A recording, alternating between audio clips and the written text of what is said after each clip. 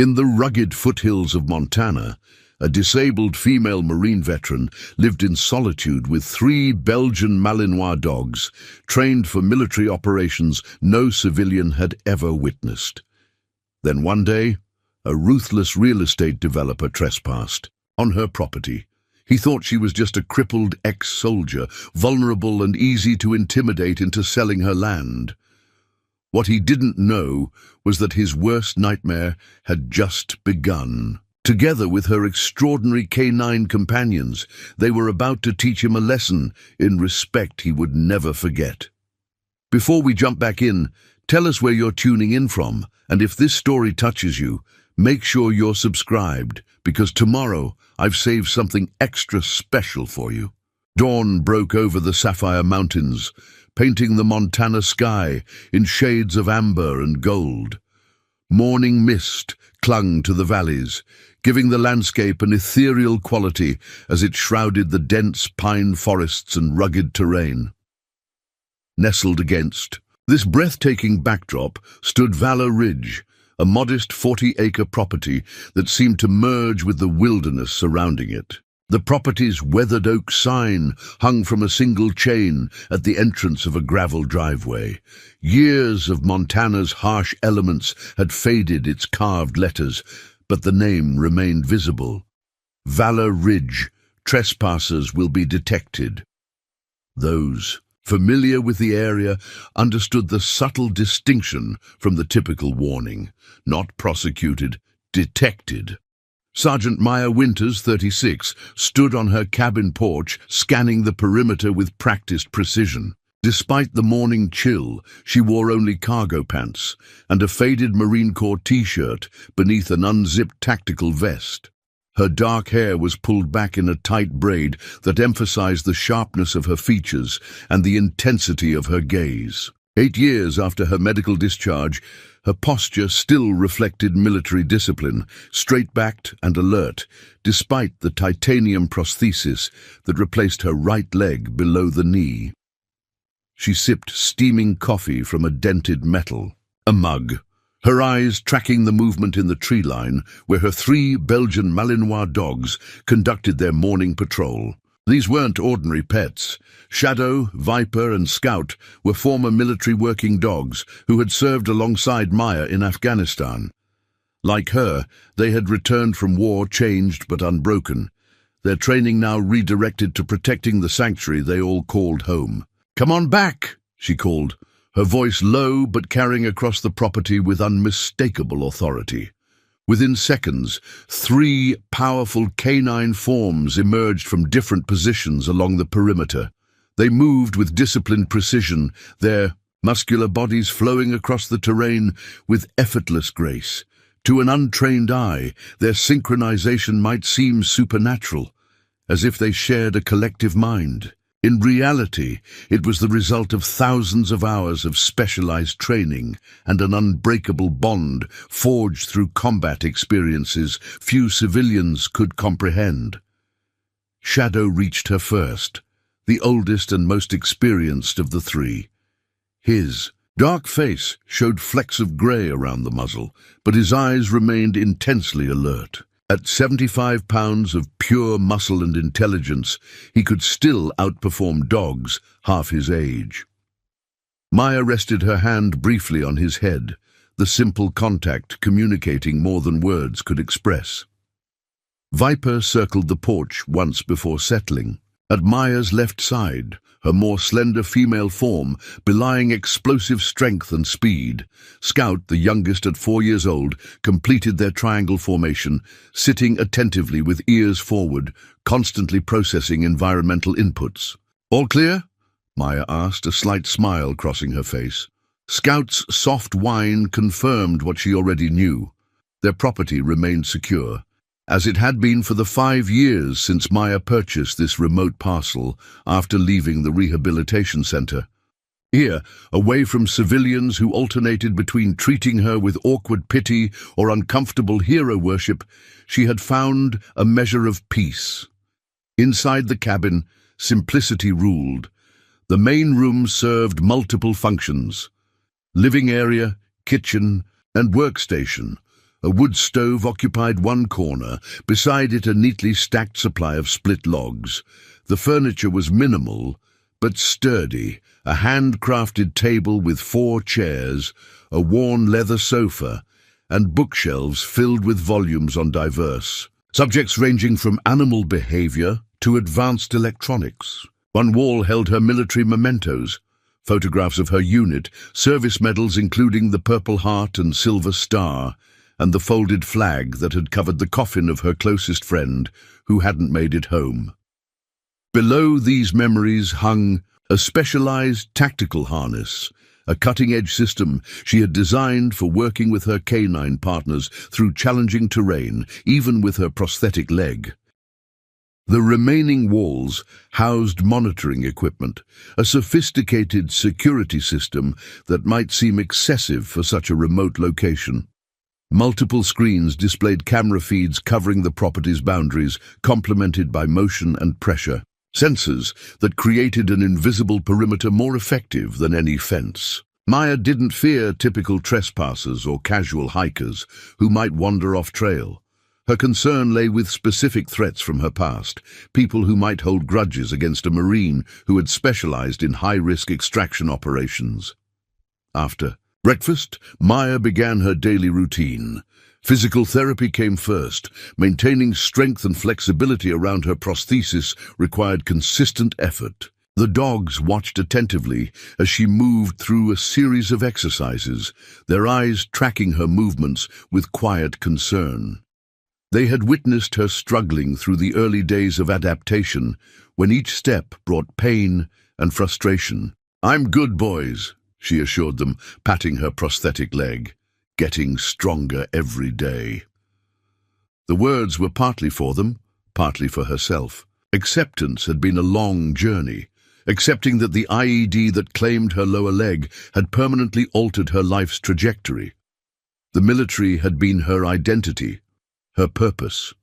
Losing that had initially seemed worse than losing the limb itself. At 10 a.m., Maya moved to the training area behind the cabin, a carefully constructed course featuring obstacles that challenged both human and canine abilities. Today's session focused on scout and alert protocols, with Maya hiding various objects throughout the property for the dogs to locate. This wasn't mere entertainment. It maintained their operational skills while strengthening their already formidable bond. Shadow located the first training item within minutes, alerting with a specific posture rather than barking, a technique essential during their military operations when silence meant survival.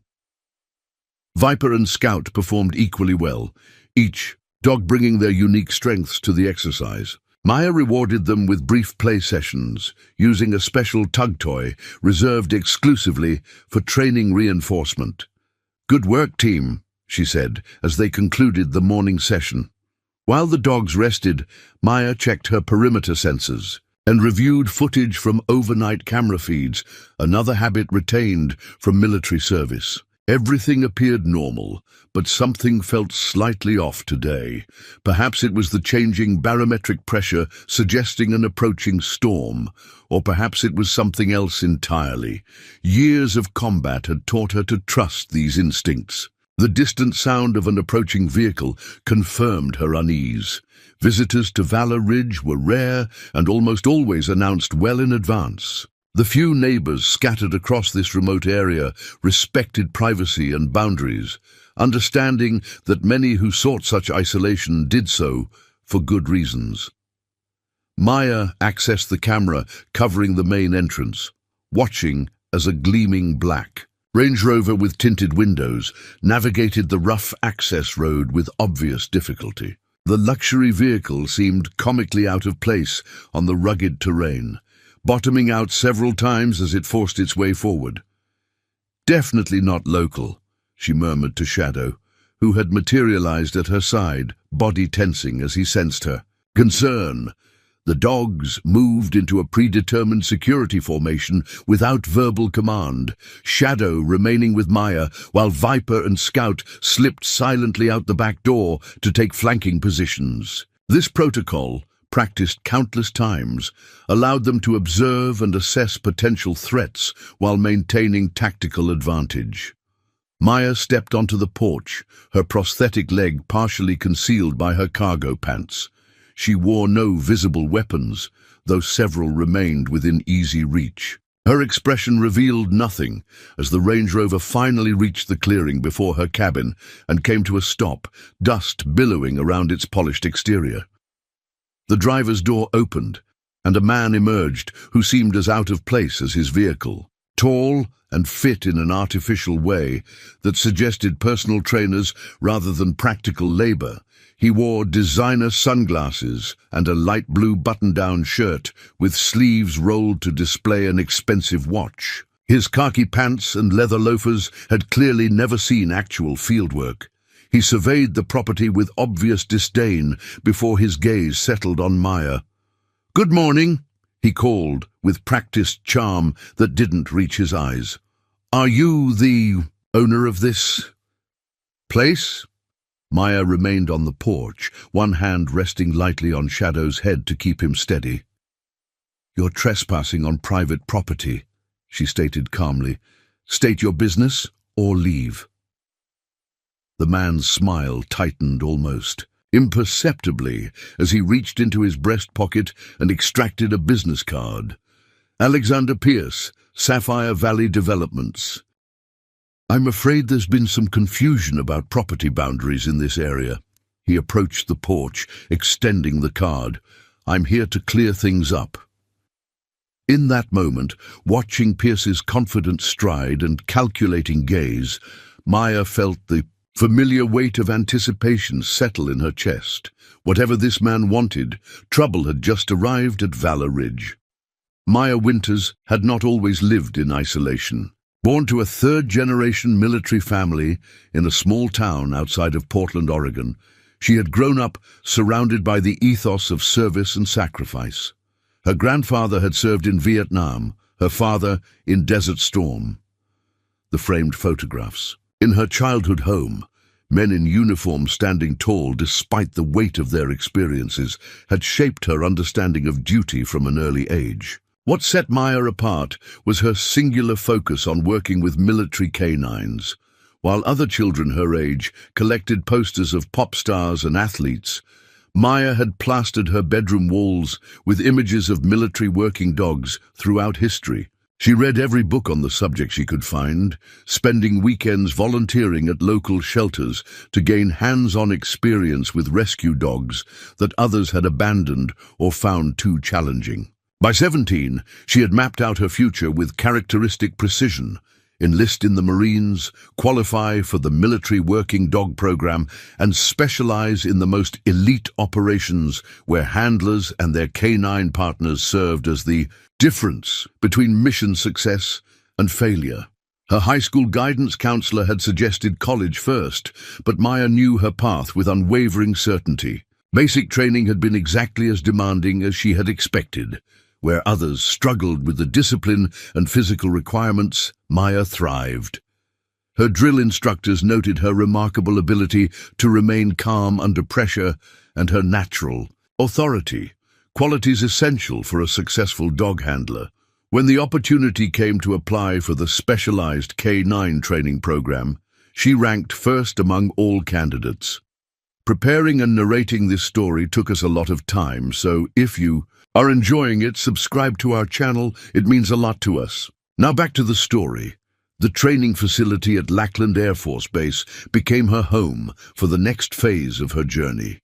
There, surrounded by like-minded handlers and extraordinary dogs, Maya found her true calling: the complexity of working with these intelligent animals, building trust through consistency and clear communication rather than domination, aligned perfectly with her temperament. She graduated at the top of her class and received her first assignment with a seasoned Belgian Malinois named Rex.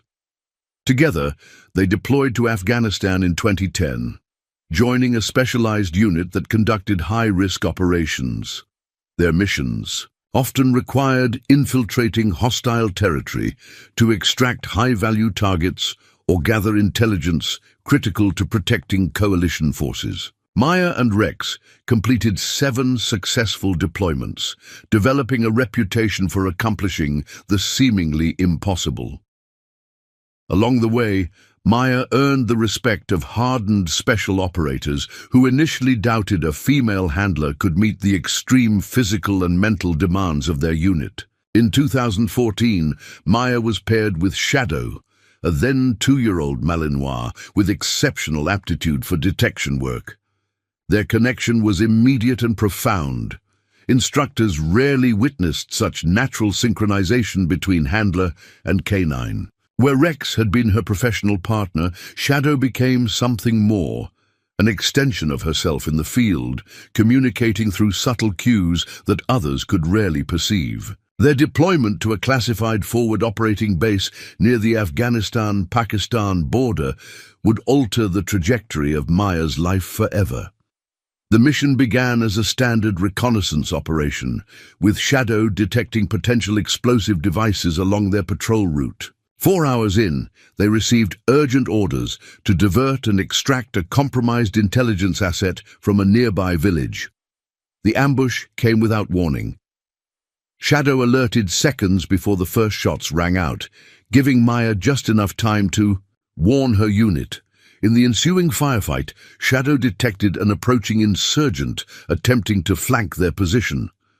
As Maya turned to engage the threat, she spotted another insurgent targeting her team leader, Captain James Sullivan. Without hesitation, Maya pushed Sullivan aside and fired at the attacker, eliminating the threat but exposing herself in the process. The IED detonated 3 meters to her right. The blast threw her body like a ragdoll, shrapnel tearing through her right leg below the knee. Through the haze of shock and pain, Maya's first coherent thought was for Shadow. The loyal dog had already returned to her side, standing guard over her wounded handler while chaos erupted around them. Despite her injuries, Maya maintained enough presence of mind to give Shadow the command to help extract the team, potentially saving 3 additional lives that day. Maya's next clear memory was waking in a military hospital in Germany. Her lower right leg gone, replaced by a temporary prosthesis. Captain Sullivan sat beside her bed, his face grave as he delivered the news. Their unit had completed the mission, but at devastating cost.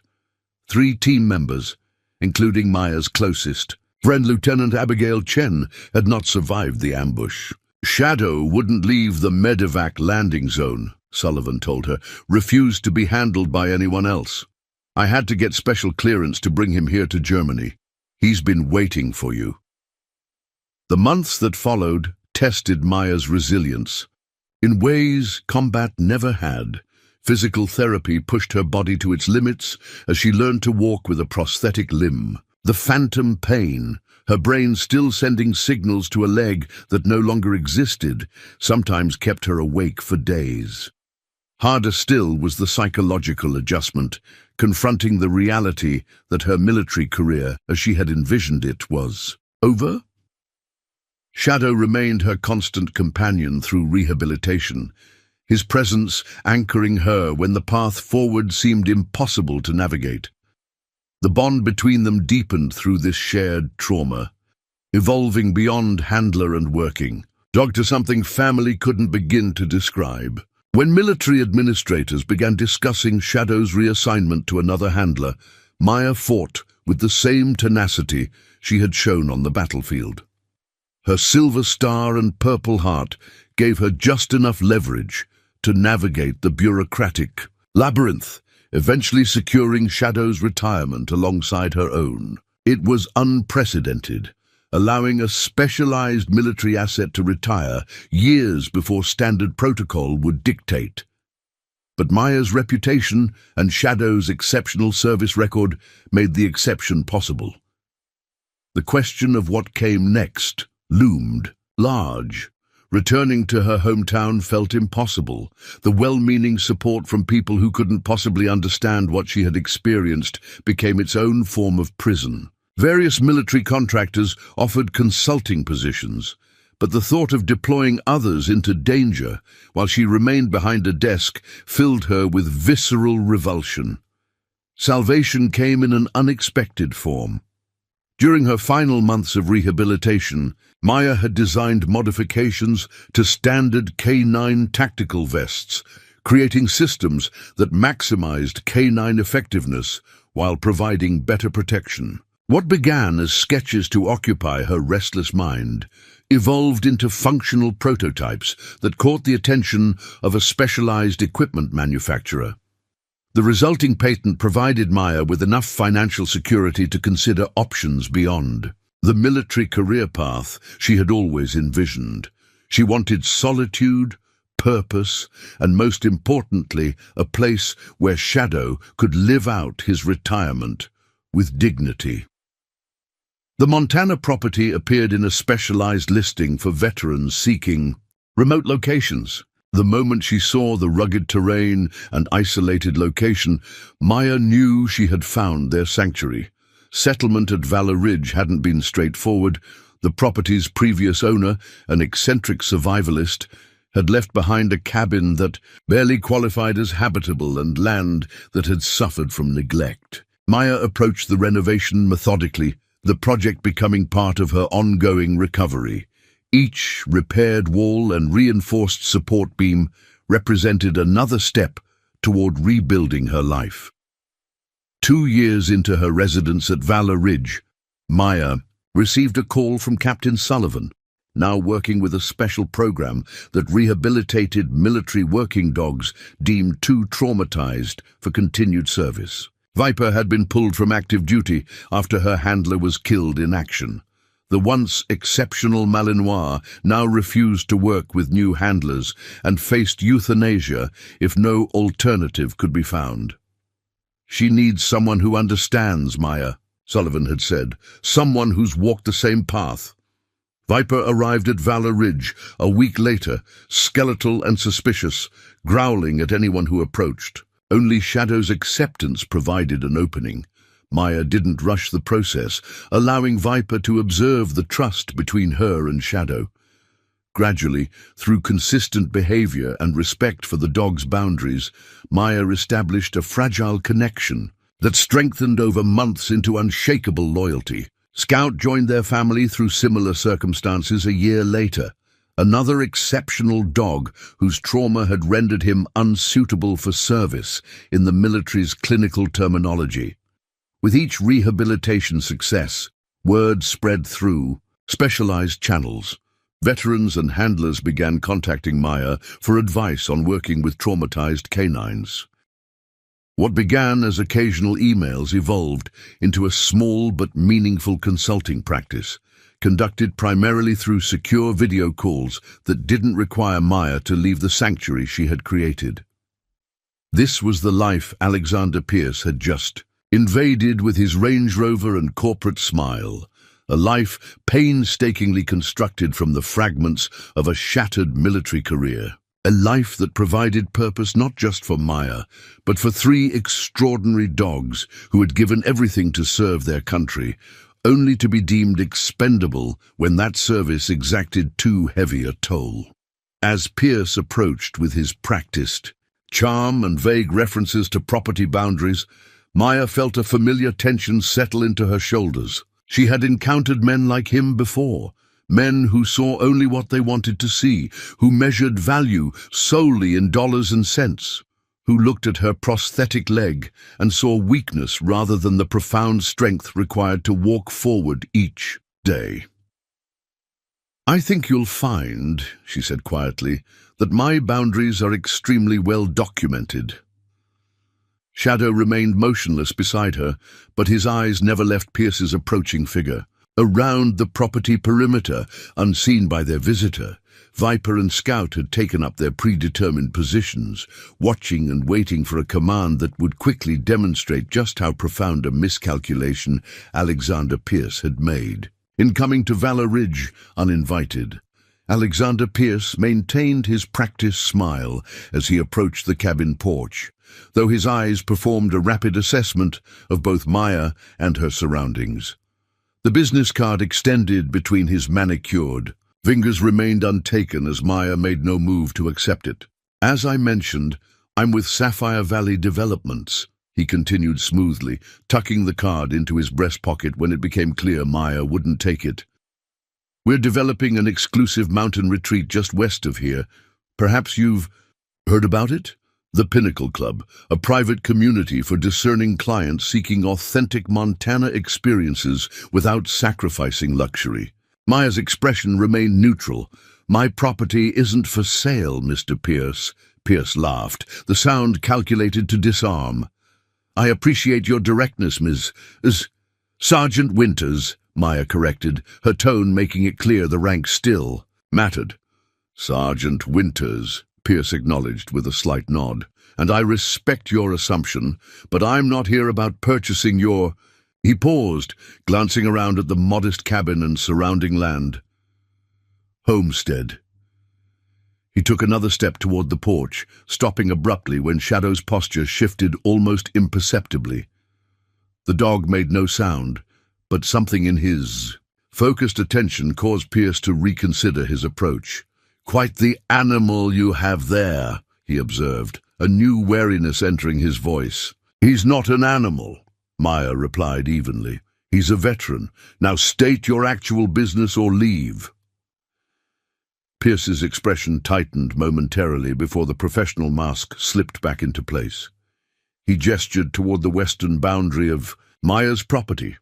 Our development requires an access road. The current county easement runs uncomfortably close to your property line. I'm here to discuss a mutually beneficial arrangement that would allow us to widen that access point without disturbing your privacy.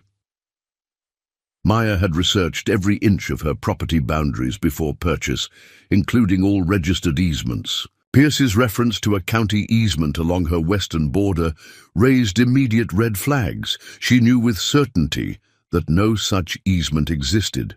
There is no county easement on my western boundary, she stated flatly. Pierce's smile didn't waver, but a calculating look entered his eyes. Actually, our surveyors discovered documentation from 1976 establishing a 20-foot utility and access corridor. It was never properly recorded with recent deed transfers, an unfortunate oversight. I have the paperwork in my vehicle, if you'd like to review it.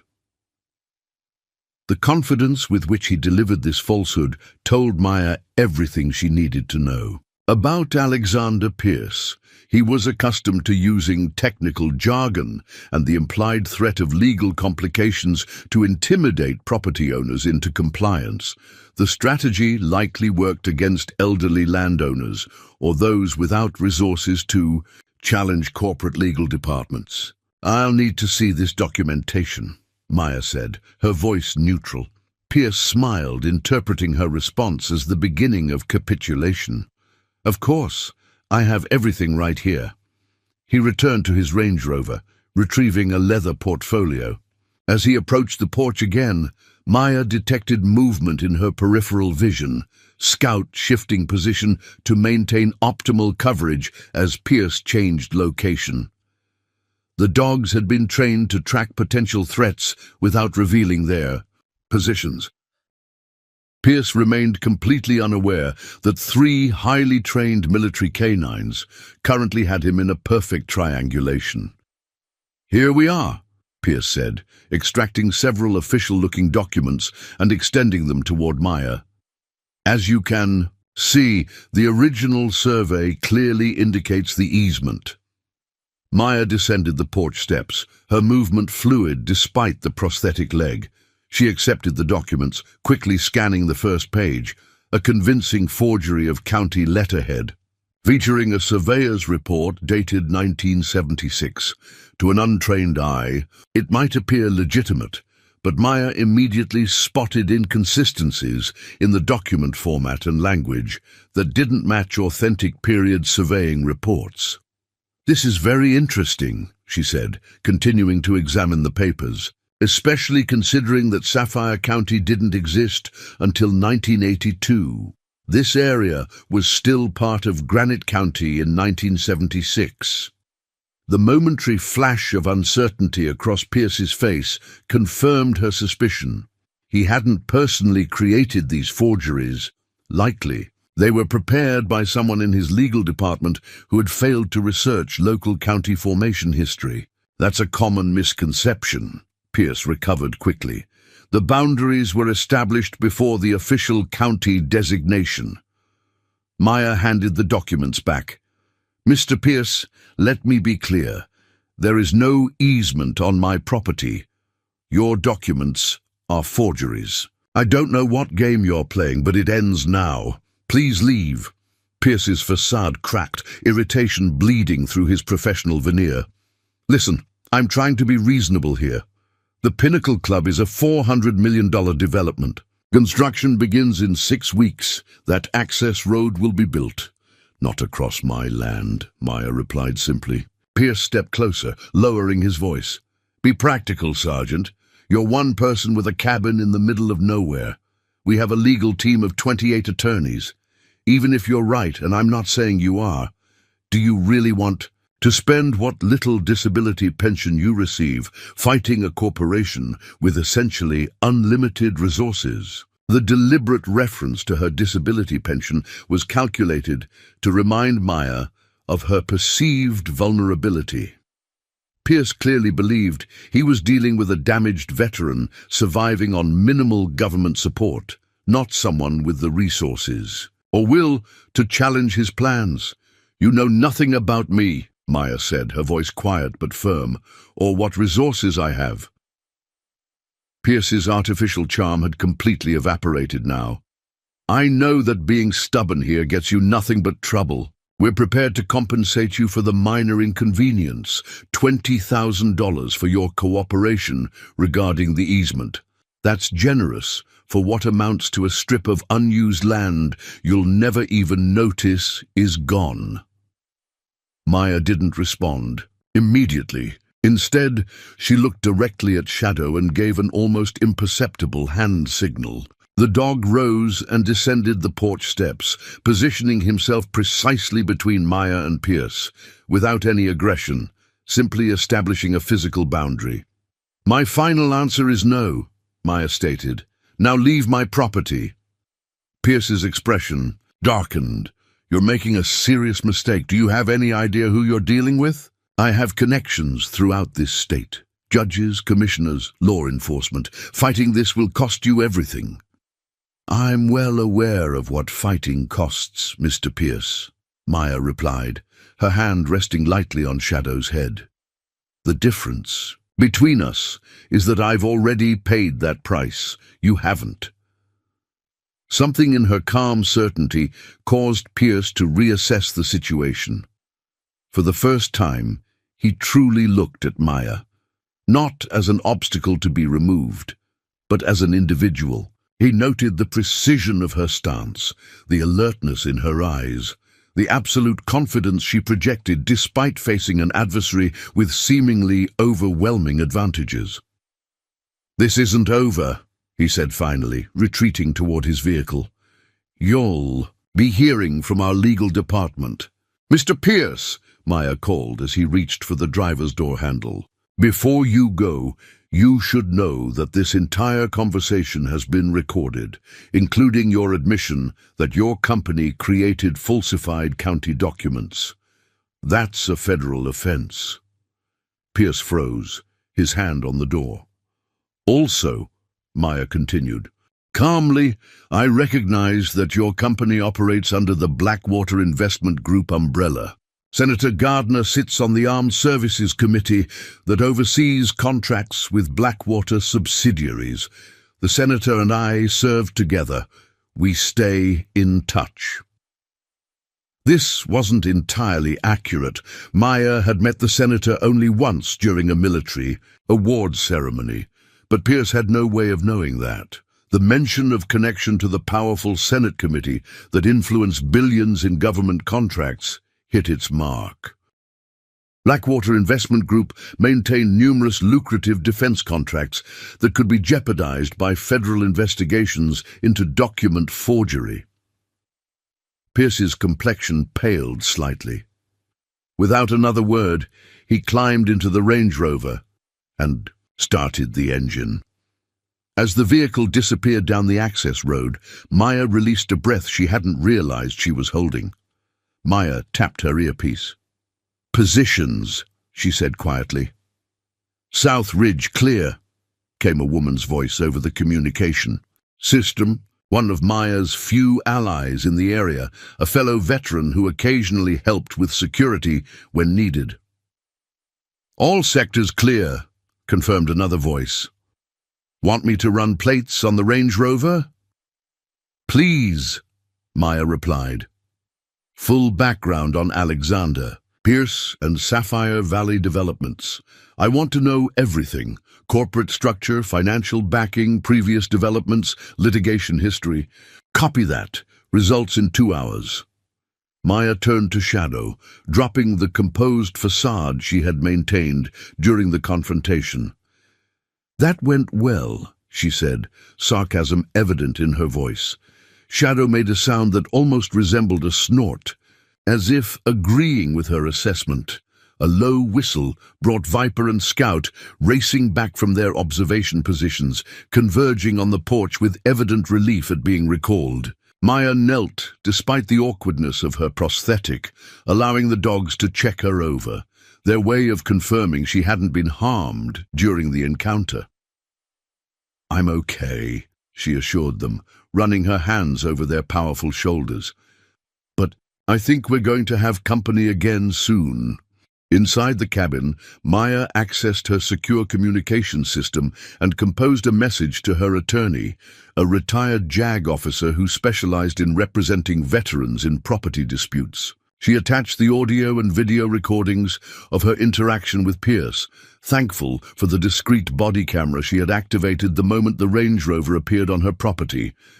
As she typed, Maya's mind raced through potential scenarios. Pierce had clearly expected an easy intimidation, a disabled veteran living alone, presumably isolated and vulnerable. His miscalculation was profound, but Maya harbored no illusions that he would simply accept defeat. Men like Alexander Pierce didn't build $400 million developments by respecting other people's boundaries. The dogs settled around her workspace, their presence grounding her in the present moment.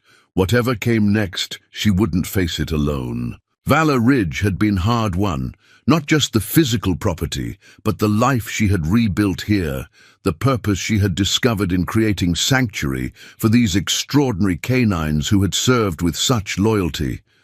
"We've faced worse," she told the dogs, reaching down to scratch behind Scout's ears. "Much worse." Shadow rested his chin on her knee, his dark eyes conveying complete trust. Together, they had survived a war zone. They would survive Alexander Pierce. The following. Morning brought heavy mountain fog that shrouded Valor Ridge in a dense white blanket. Maya valued these low-visibility days.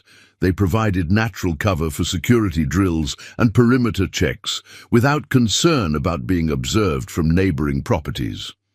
Today, however, the fog served a different purpose, concealing the arrival of the small but crucial network of allies she had contacted after Pierce's visit. By 0900 hours, 4 vehicles had navigated the narrow access road to her cabin.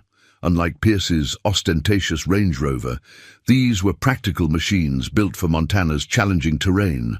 A weathered Ford F-150, a modified Jeep Wrangler, with oversized tires, a Subaru Outback covered in mud, and a Chevy Silverado with Department of Veterans Affairs parking credentials still visible on the dashboard. Maya had positioned herself on the porch, watching as her visitors emerged into the swirling mist. None approached the cabin directly, instead gathering in a loose semicircle in the clearing, respecting the protocols they all understood from years of shared experience. These weren't ordinary friends or neighbors, they were her squad, assembled not by military assignment, but by the unbreakable bonds of shared service and sacrifice. "Permission to approach, Sergeant," called a tall woman with silver-streaked, black hair pulled into a tight bun. Colonel Ellis Richards had commanded Maya's first deployment unit before retiring to Montana 5 years ago. Now she operated a rehabilitation program for veterans, offering wilderness experiences designed to help them transition to civilian life.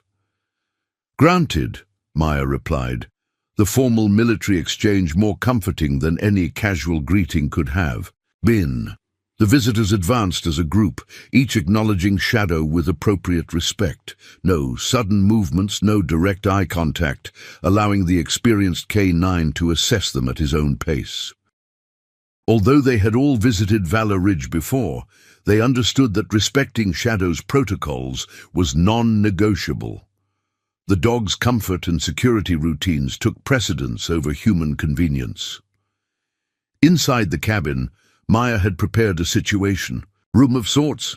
The dining table was covered with property maps, legal documents, and a laptop displaying satellite imagery of the surrounding area. Coffee brewed in a large percolator on the wood stove, filling the cabin with its rich aroma. Dr. Marcus Chen was the first to speak once they had settled. A compact man with thoughtful eyes behind wire-rimmed glasses, he had served as a trauma surgeon in the same forward operating base where Maya had been injured. Now he provided specialized medical care to veterans through a private practice in Missoula. "I received your message at 0200, he said, checking his tactical watch. "Must be serious if you're activating the old network." Maya nodded, tapping a command on her laptop that projected yesterday's encounter with Pierce onto the wall. They watched in silence as the scene unfolded, professional assessment evident in their focused expressions. When the recording ended, Colonel Richards leaned forward. Classic intimidation tactics, too smooth to be his first rodeo. He's done this before. "Agreed," said Layla Kazemi, a former military intelligence officer who now worked as a private investigator specializing in corporate malfeasance. Her fingers flew across her tablet as she spoke. Blackwater Investment Group is actually a subsidiary of Geneva Strategic Holdings.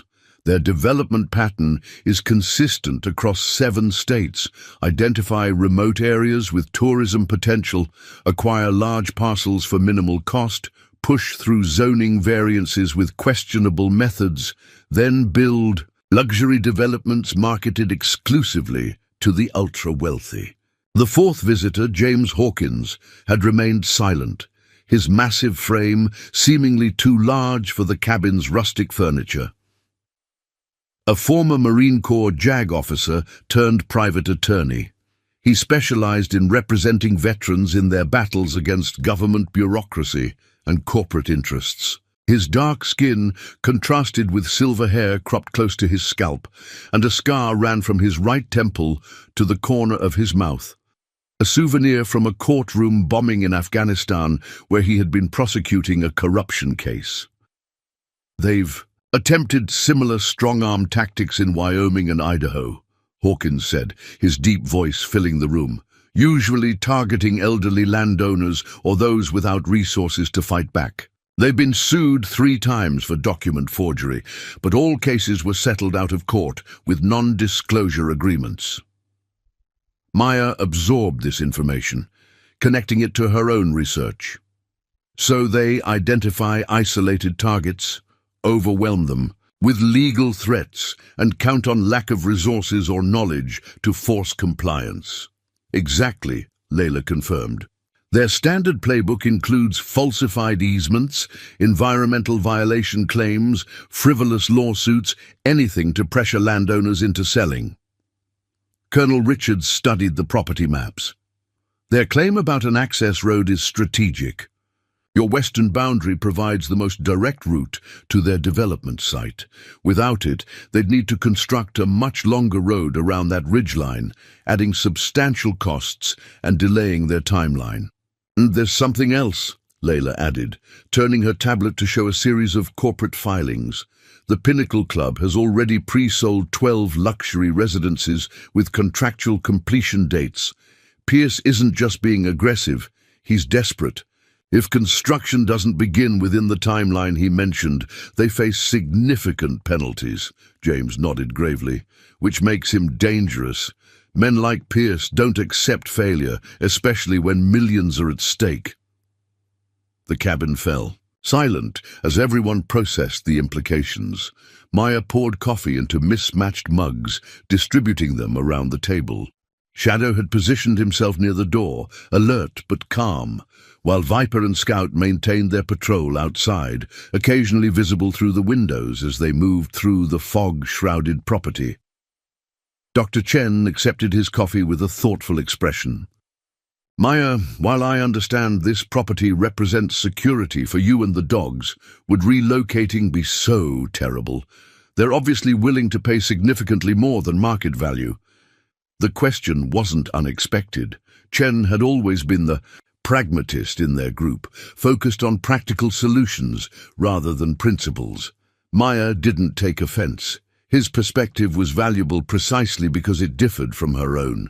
"This isn't about money," she replied, her voice quiet but firm. "When I purchased Valor Ridge, it was raw land with a collapsing cabin. Every improvement, every board, nail, and wire I installed with these hands." She gestured around the cabin. "This place represents more than property. It's rehabilitation, purpose, sovereignty." She moved to the window, watching Scout complete his perimeter check through the swirling mist. "Besides, these dogs require specific conditions: isolation, security, routine. They've already endured one upheaval when transitioning from military service. I won't subject them to another." Colonel Richards nodded in understanding. "The property itself is your mission now." "Yes," Maya confirmed. "More importantly, it's home to 3 extraordinary veterans who've already given everything they had to give.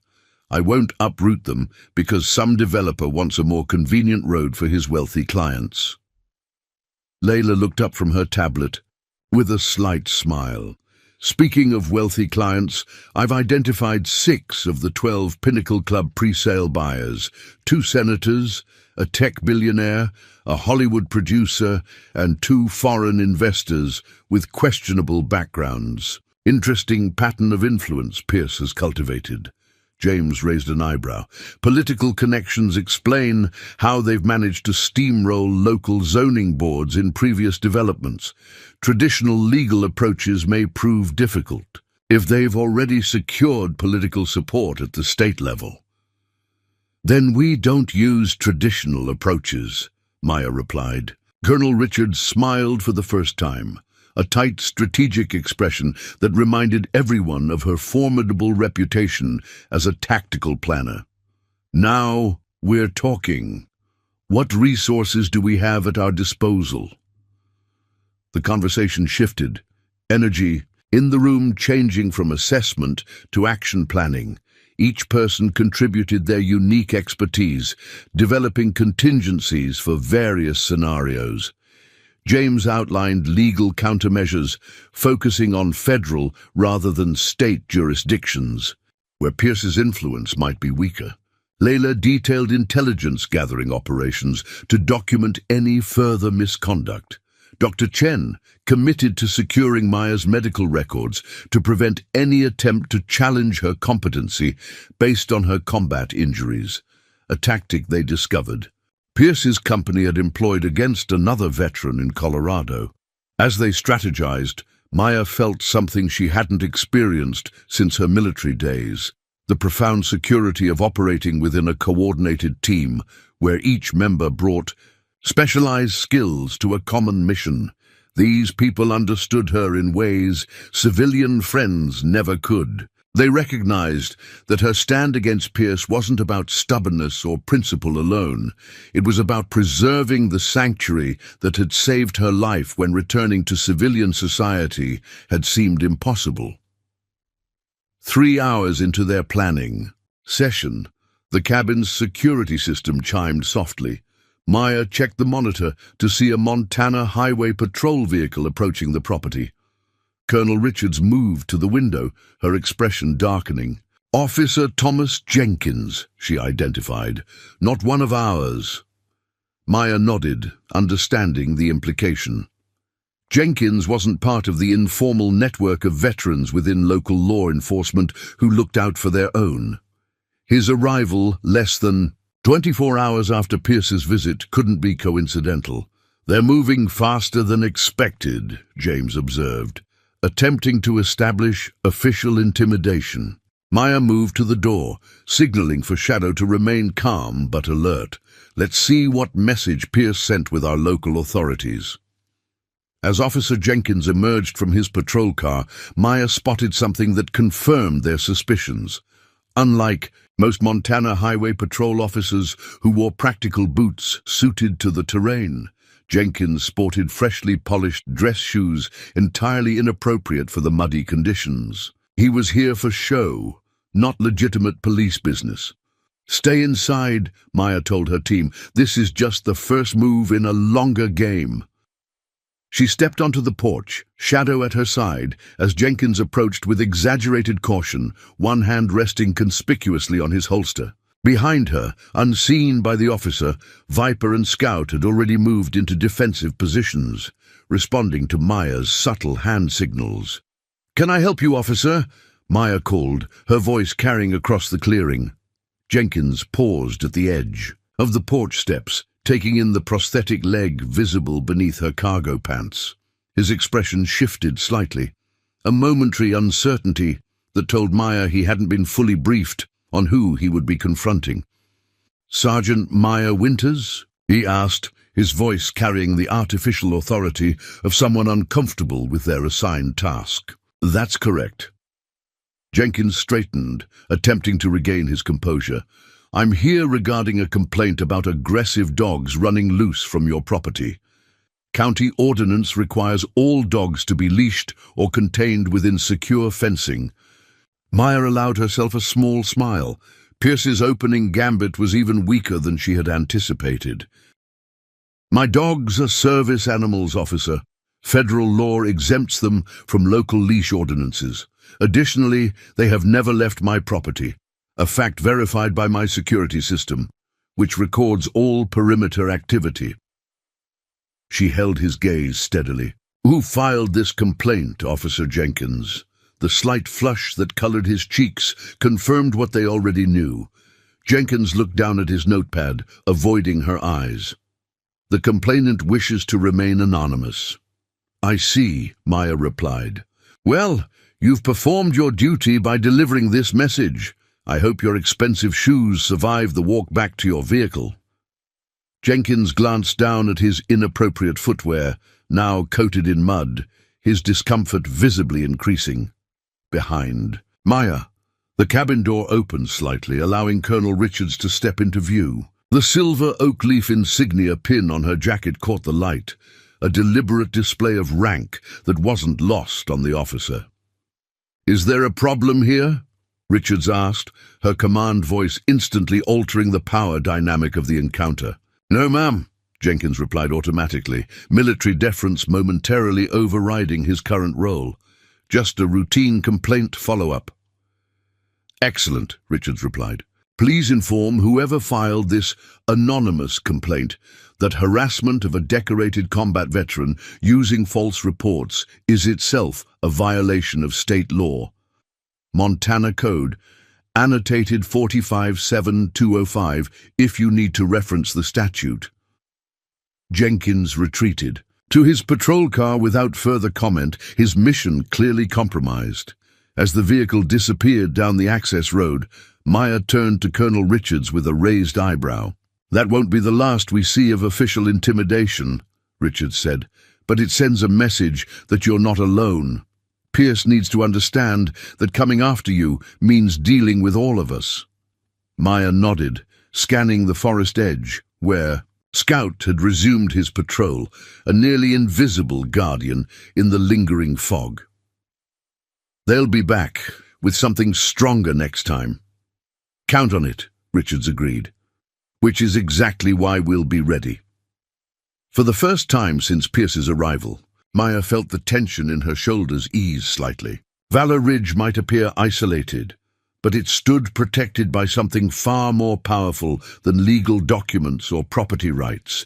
It was defended by an unbreakable network of men and women who had learned the true meaning of leave no one behind. In the harshest crucibles humanity had devised, Pierce had severely miscalculated. He hadn't encountered a vulnerable, isolated veteran. He had inadvertently challenged an entire squad of battle-tested warriors who now had a clear mission: protect one of their own, whatever it took. By late afternoon, the fog had lifted from Valor Ridge, revealing a crisp autumn day with golden light filtering through the pines. Maya's allies had departed with clear assignments, leaving her to develop the core of their defensive strategy. While legal countermeasures and intelligence gathering would provide necessary protection, Maya knew they needed something more: a proactive approach that would leverage her unique strengths against Pierce's seemingly overwhelming resources. She sat at her workbench in the small outbuilding that served as both workshop and training facility for the dogs. Spread before her were components of the specialized K9 tactical vests she had designed during rehabilitation. The original prototypes had evolved significantly through field testing and refinement, resulting in equipment now used by elite military and law enforcement K9 units worldwide. This innovation had provided the financial foundation that allowed Maya to establish Valor Ridge. "The answer is here somewhere," she murmured to Shadow, who lay attentively at her feet. Maya began sketching in her design notebook, the pages filling with concepts that merged her military experience with the current situation. Pierce's development required not just an access road, but significant infrastructure: water systems, power lines, communications networks. Every luxury residence in the Pinnacle Club would demand the amenities wealthy clients expected, creating numerous potential vulnerabilities. 3 hours into her planning session, Maya's satellite phone rang. The secure line reserved for her most trusted contacts. "Sergeant Winters," she answered, recognizing the encrypted caller ID. "Maya, it's Eli." The voice belonged to Eli Blackfeather, her primary contractor for K9 equipment manufacturing. A Blackfeet Nation member and former Army Ranger, Eli operated a successful tactical gear company that employed primarily Native American veterans. "I got your message about needing specialized equipment. What's the situation?" Maya outlined the confrontation with Pierce and their defensive strategy. "I need surveillance capabilities beyond what I currently have on site. Low profile, extended deployment, autonomous operation." Eli whistled softly. "You're talking about the Watchkeeper system. That's still in beta testing, Maya." "Is it functional?" "Technically, yes. We've deployed test units on the reservation to monitor illegal dumping on our lands, but they're not commercially available yet." "I don't need commercial. I need effective," Maya replied. "How many units could you provide within 72 hours?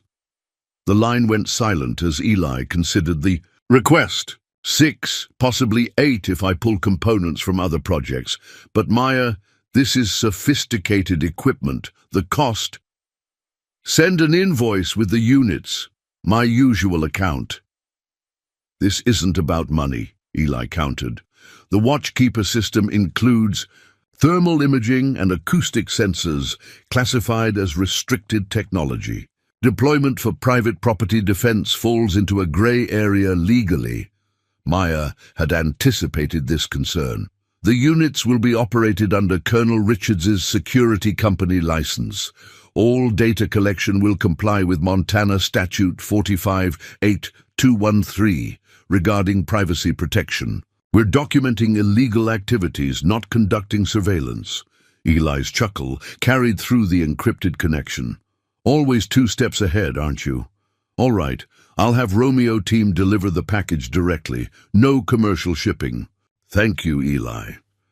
"Wha-ho-hey," he replied in Blackfeet. "Stay strong." As Maya ended the call, she felt a renewed sense of purpose. The Watchkeeper system would provide unprecedented monitoring capabilities across the property, creating a digital perimeter that would document any incursion or suspicious activity. More importantly, it would gather legally admissible evidence of any further intimidation tactics Pierce might employ. Maya turned her attention back to the tactical vests on her workbench. While the surveillance system would monitor the property, she needed additional capabilities for Shadow, Viper, and Scout. The standard vests included reinforced material to protect vital areas, cooling systems for temperature regulation, and minimal carrying capacity for medical supplies. For this situation, she envisioned something more specialized. Working with practiced precision, Maya began modifying one of the prototype vests. She incorporated miniaturized cameras with live feed capabilities, allowing each dog to function as a mobile surveillance unit. She added specialized sensor packages that could detect human presence through heat signatures and movement patterns. Most crucially, she developed a communication system that would allow precise coordination between all three dogs during patrol operations. By midnight, Maya had completed the first modified vest. She fitted it carefully on Shadow, adjusting straps and connections until it sat perfectly on his powerful frame. The dog remained perfectly still during the process, understanding the seriousness of the equipment check. "Command mode," Maya instructed quietly. Shadow's posture shifted subtly, shoulders squaring, head lifting slightly. The vests indicate a light glowed green, confirming successful system activation. "Perimeter sweep, silent protocol," Maya continued. Without hesitation, Shadow moved toward the door, his movements precisely calibrated for minimal noise. Maya followed him outside, keeping distance to avoid interfering with his operational pattern. Through her tactical tablet, she monitored the vest systems in real time. Camera feed, environmental sensors, biometric monitors, tracking Shadow's vital signs. The dog navigated the property boundary with extraordinary efficiency, pausing at predetermined checkpoints to allow the sensor's full scanning capability. Maya observed not just his physical performance, but his problem-solving as he encountered obstacles, adjusting route, maintaining mission parameters, completing objectives, without direct guidance. When Shadow returned 20 minutes later, the data streamed from his vest to Maya's central system, creating a comprehensive security assessment of the entire property. The technology had performed beyond expectations, delivering exactly the enhanced capability Maya had envisioned. "Perfect execution," she told Shadow, removing the vest carefully. "Good boy." The simple praise meant more to Shadow than any elaborate reward system. His ears perked forward, eyes focused on Maya with complete devotion. This wasn't merely a handler-canine relationship, but a partnership forged through shared danger and absolute trust. Maya spent the next 4 hours replicating the modifications for Viper and Scout's vests, making subtle adjustments based on each dog's specific strengths and patrol patterns. Viper's vest incorporated enhanced acoustic sensors, capitalizing on her exceptional hearing. Scout's included additional terrain analysis capabilities to support his naturally superior tracking abilities. As dawn broke over the mountains, Maya finally allowed herself a brief rest. Seated on the cabin porch with a steaming mug of coffee, she watched her 3 extraordinary partners patrolling in their newly equipped vests.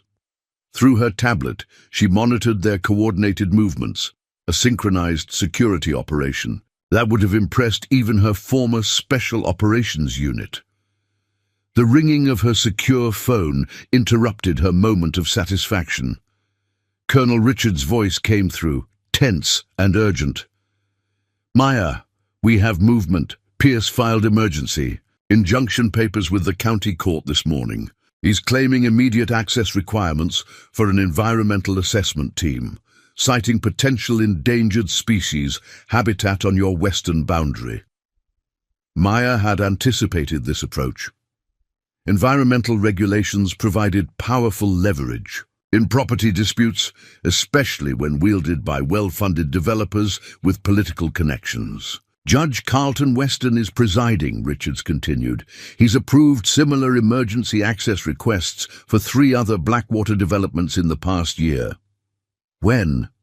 Hearing is scheduled for 0900 today. James is already preparing counter-filings, but this judge moves fast. We could have county officials at your gate by afternoon.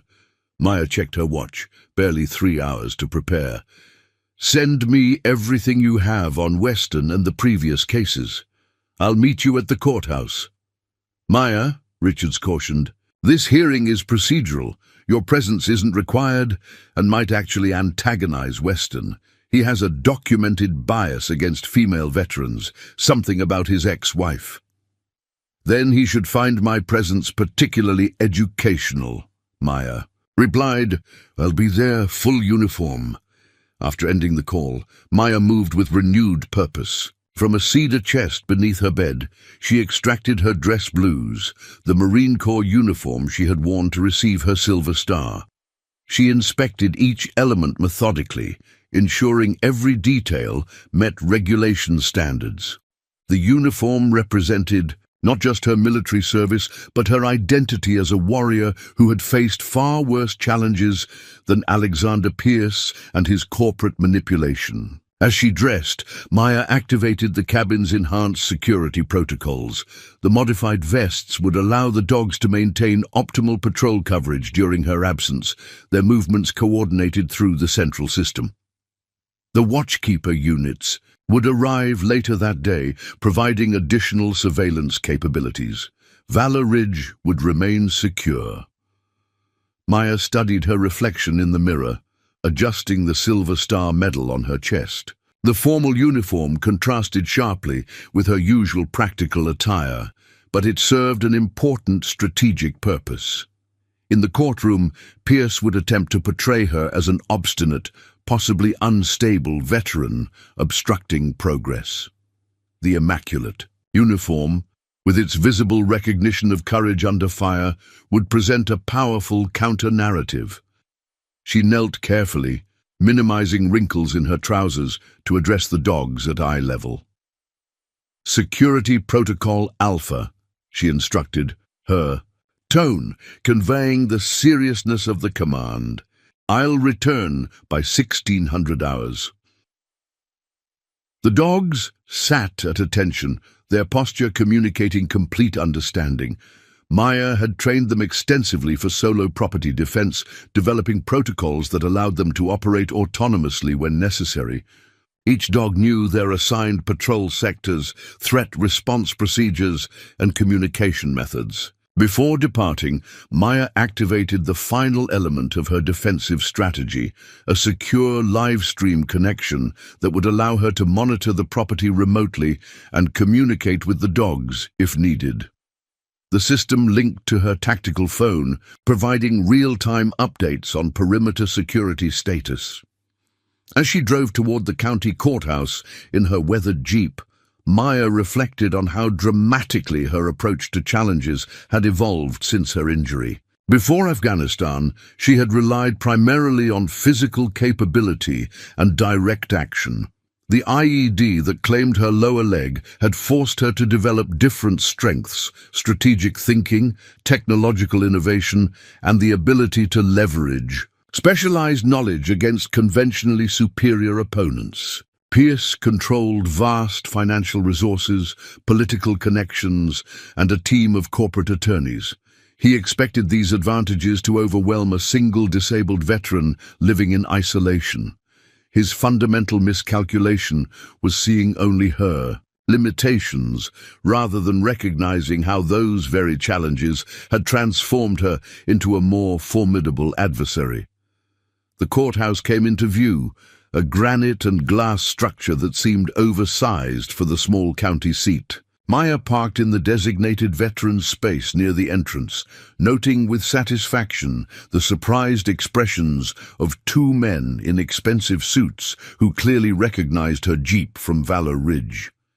Pierce's legal team had not expected her to appear in person. Colonel Richards waited on the courthouse steps, her own dress uniform conveying similar authority. Beside her stood James Hawkins, his imposing presence enhanced by an impeccably tailored suit and the quiet confidence of someone who had prevailed in far more challenging venues. "Judge Weston has a reputation for punctuality and impatience," James briefed her as they ascended the steps. "Pierce's team has submitted over 300 pages of supporting documentation, mostly technical environmental assessments no judge will fully read. Their strategy is to overwhelm with volume and scientific jargon." Maya nodded, absorbing the information. "And our response?" James smiled slightly, patting his leather portfolio. "Precision over volume. Every previous case where Weston was overturned on appeal, annotated with relevant precedents, plus some interesting background on the supposedly independent environmental assessment firm Pierce is using." As they approached the courtroom doors, Maya's tactical phone vibrated with a security alert from Valor Ridge. She checked the notification. Motion sensors had detected vehicle activity on the county road approaching her property. The live stream showed 2 black SUVs moving slowly past her access road, conducting obvious surveillance. "They're hedging their bets," Colonel Richards observed, looking over Maya's shoulder at the video feed. "Preparing for both legal and extra-legal approaches." Maya tucked the phone away, her resolve strengthening. "Then so are we." She straightened her uniform jacket and squared her shoulders, feeling the familiar weight of responsibility settle into place, not just for herself or even Valor Ridge, but for every vulnerable person who had ever faced intimidation from those who believed power and money trumped integrity and rightful ownership. "Let's educate Judge Weston," she said, pushing open the courtroom doors. The Montana 7th District Courtroom exuded an atmosphere of austere authority. Dark mahogany panels lined the walls beneath high ceilings, adorned with ornate crown molding. A deliberate architectural choice meant to inspire reverence for the legal system.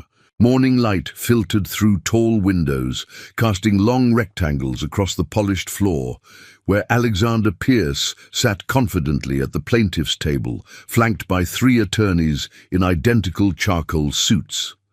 Maya, Colonel Richards, and James Hawkins took their positions at the defense table with practiced efficiency. Maya noted the strategic positioning of Pierce's legal team. They had arranged their seating to ensure the judge would need to look past their client to address the defendants, a subtle psychological tactic. The gallery behind them contained several unexpected faces. Leila Kazemi sat in the 3rd row, nearly unrecognizable in professional attire, with her usually wild curls tamed into a severe bun. She gave Maya an almost imperceptible nod, indicating that their intelligence-gathering operation was proceeding as planned. Behind her sat Dr. Chen and 3 other veterans Maya recognized from Colonel Richards' rehabilitation program, a silent show of solidarity. Most surprising was the presence of several Native American elders in the back row, including Thomas Running Bear, the Environmental Conservation Director for the Blackfeet Nation. Their attendance suggested Eli Blackfeather had mobilized additional support beyond the equipment he had promised. "All rise," the bailiff announced as Judge Carlton Weston entered the courtroom. At 68, Weston carried himself with the rigid posture of someone compensating for advancing age with excessive formality. His thinning white hair was meticulously combed, his black robe pristine and unwrinkled. As he settled into the imposing bench, his gaze swept the courtroom with practiced neutrality before settling briefly on Maya's uniform and medals, with a barely perceptible tightening around his eyes. "Sapphire Valley Developments versus Winters," he announced, opening the file before him. "Emergency injunction hearing regarding environmental assessment access. Counsel, identify yourselves for the record." Pierce's lead attorney rose smoothly. Theodore Harrington, representing the plaintiff, Your Honor, along with associates Ms. Greenfield and Mr. Myers. We are joined by our client, Mr. Alexander Pierce, CEO of Sapphire Valley Developments. James stood next, his imposing height and deep voice commanding immediate attention. James Hawkins, representing the defendant, Sergeant Maya Winters, Your Honor. We're joined by Colonel Ellis Richards, acting as strategic advisor to the defense. Judge Weston's gaze lingered on Colonel Richards' uniform before returning to the documents before him. I've reviewed the plaintiff's emergency petition. Mr. Harrington, you may present your argument. Harrington approached the podium with a confident ease. Thank you, Your Honor. This is a straightforward matter of environmental responsibility and regulatory compliance. Sapphire Valley Developments is preparing to construct an ecologically sustainable luxury community adjacent to Ms. Winters' property. Federal and state regulations require thorough environmental impact assessments before construction can begin. He activated a presentation on the courtroom display showing aerial maps of the region with property boundaries clearly marked. Our environmental consultants have identified potential habitat for the northern Idaho ground squirrel, a threatened species under the Endangered Species Act in this region. A red zone appeared on the map, conspicuously overlapping with Maya's western boundary. We are simply requesting temporary access to conduct a non-invasive assessment. 3 days maximum, using established scientific protocols that won't disturb the land.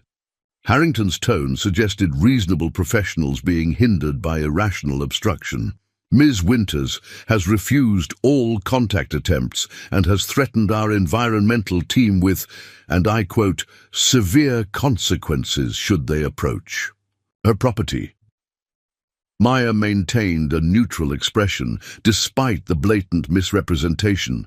She had never communicated with any environmental team, nor issued any threats beyond asking Pierce himself to leave her property. Harrington continued, Your Honor, delaying this assessment jeopardizes the entire development timeline and could result in unintentional harm to protected species.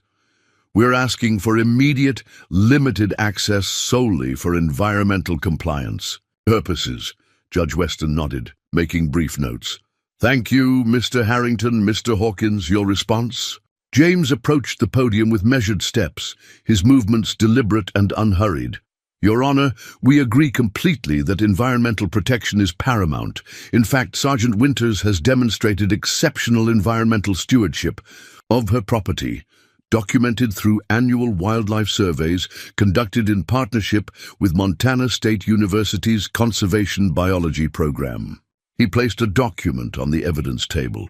This is Sergeant Winters' Complete Environmental Management Plan, certified by the State Department of Natural Resources last year. It includes comprehensive species inventories conducted quarterly. Since she acquired the property, James activated his own presentation, displaying different aerial imagery.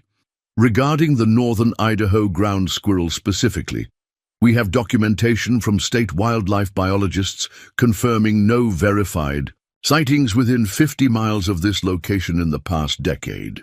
The nearest confirmed population is here. He indicated a location well northwest of the property, separated by geographical features that make migration to Sergeant Winters' land virtually impossible.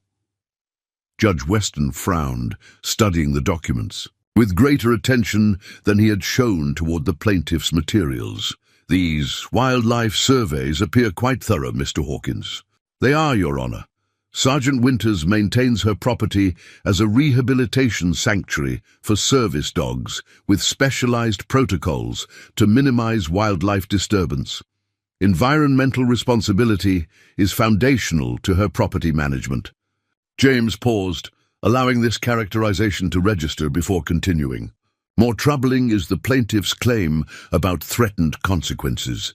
Sergeant Winters has had exactly one interaction with Mr. Pierce, which occurred on her property without prior notice or permission. That entire interaction was recorded. He nodded to Colonel Richards, who distributed transcripts to the court. As you'll note, Sergeant Winters asked Mr. Pierce to leave after he presented falsified county easement documents. She issued no threats whatsoever toward any environmental assessment team, mainly because no such team has ever contacted her. Judge Weston's expression darkened as he reviewed the transcript. Mr. Harrington, this contradicts your statement about threatened consequences. Harrington shifted uncomfortably.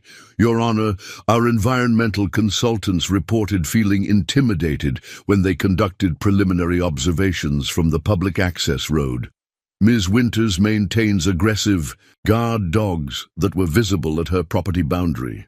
Those would be these aggressive guard dogs, Mr. Harrington, James countered, displaying photographs of Shadow, Viper and Scout wearing their service dog vests with clear military identification. These are retired military working dogs, all officially recognized as service animals under federal law. Each has received specialized certification from the American Service Dog Association. They remain on Sergeant Winters' property at all times in accordance with her comprehensive security protocols. Judge Weston studied the photographs, his expression unreadable. Mr. Hawkins, while Sergeant Winters' environmental stewardship is commendable, the court must consider the potential presence of protected species, however unlikely. What harm would come from allowing a brief, supervised assessment? The harm, Your Honor, is in the precedent it establishes, James replied. Sergeant Winters has demonstrated exemplary compliance with all environmental regulations. The plaintiff has provided no credible evidence suggesting protected species on her land. Allowing access without substantiation creates a mechanism for harassment through repeated, baseless environmental claims. He placed another document before the judge. More concerning is the plaintiff's pattern of using environmental regulations as pretext for access in previous development projects. This summary details 3 prior cases where Sapphire Valley developments claimed endangered species, concerns to gain property access, followed by immediate claims of easement rights or contamination issues that required land acquisition. Judge Weston's eyebrows rose fractionally as he reviewed the document. Mr. Harrington, care to address this pattern? Harrington straightened his tie nervously. Your Honor, those were entirely different circumstances. We are simply trying to comply with federal regulations before proceeding with approved development plans. Judge Weston turned his attention to Maya, who had remained silent throughout the proceedings. Sergeant Winters, would you address the court directly? Why oppose this assessment if you have nothing to hide? Maya rose, her prosthetic leg visible beneath her uniform trousers as she approached the podium with dignified composure. The courtroom fell completely silent. Your Honor, my opposition isn't to environmental protection. It's to the misuse of environmental regulations as a tactical weapon. Mr. Pierce visited my property under false pretenses, presented forged documents claiming a non-existent easement, and threatened to overwhelm me with legal expenses when I refused to cooperate. She maintained direct eye contact with the judge. I'm a disabled combat veteran who served this country through 3 deployments. I purchased Valor Ridge using my disability settlement and transformed it into a rehabilitation sanctuary for military service dogs deemed unadoptable due to their specialized training and combat experiences.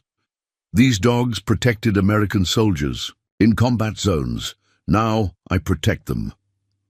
Maya gestured toward the gallery where Thomas Running Bear sat. I've partnered with the Blackfeet Nation's conservation program to incorporate traditional ecological knowledge into my land management practices. Representatives are present today and can verify the exceptional care taken to protect all species on my property. She placed her service record on the evidence table. I've faced enemy fire defending American values. I've bled for the rights. Mr. Pierce now attempts to circumvent through procedural manipulation. If legitimate environmental concerns existed, I would be the first to address them. What I won't accept is corporate intimidation disguised as environmental concern. The courtroom remained silent as Judge Weston considered her words. Pierce leaned toward his attorneys, whispering urgently as the judge reviewed the additional documentation. "I've heard enough," Weston announced finally. "This court takes environmental protection seriously, but it also recognizes the potential for procedural abuse.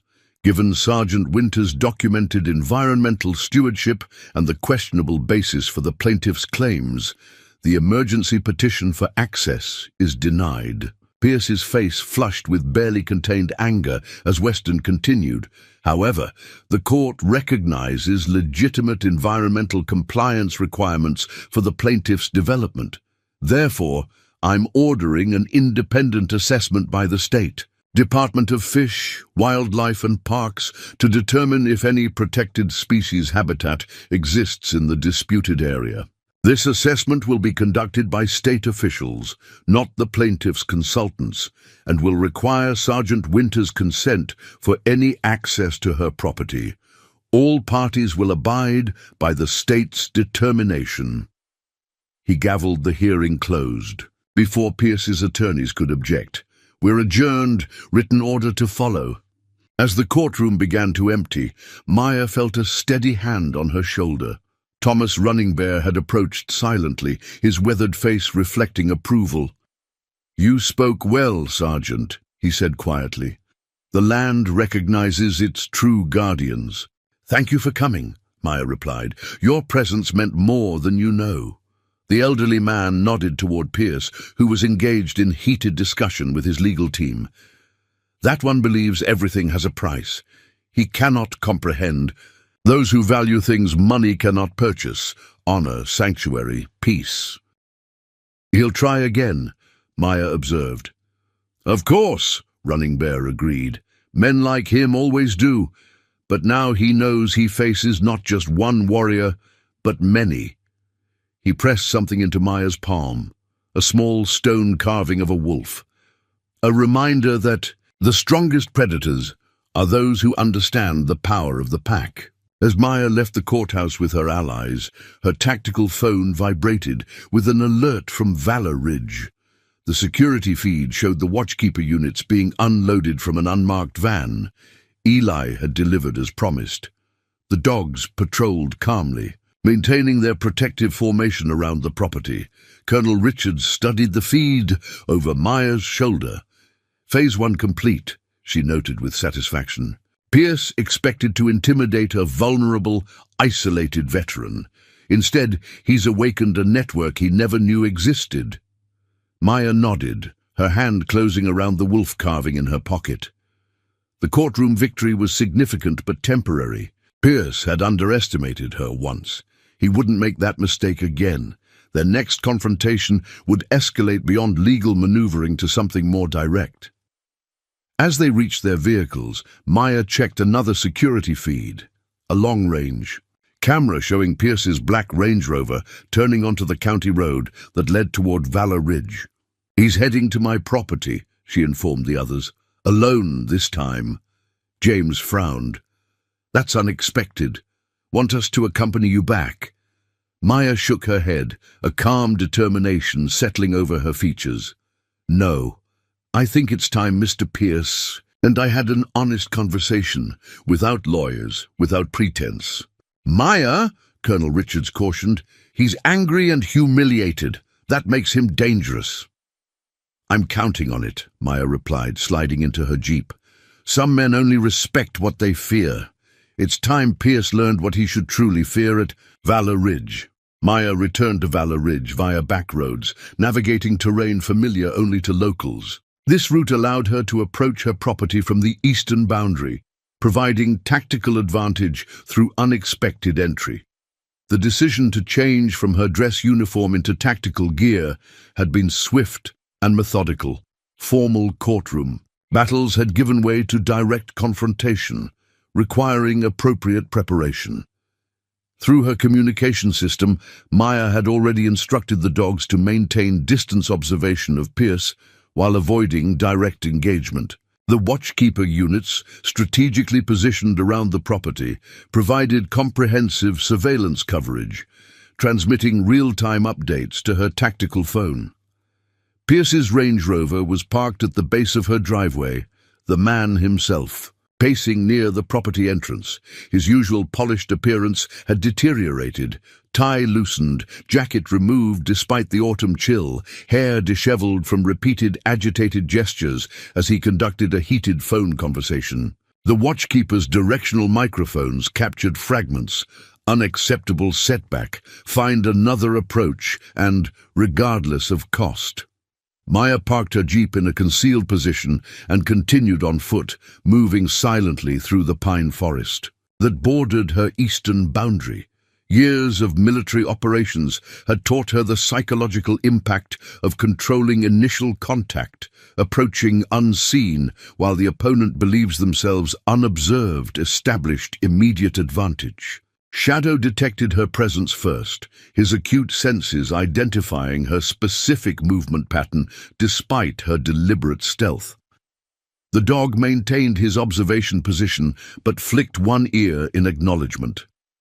Maya signaled for him to hold position, using the silent hand commands they had perfected during combat operations. From her vantage point among the trees, Maya observed Pierce ending his call and surveying the property with obvious frustration.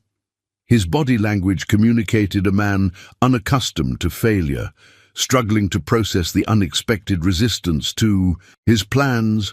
The characteristic arrogance remained, but beneath it lurked something more volatile, wounded pride seeking restoration through escalation.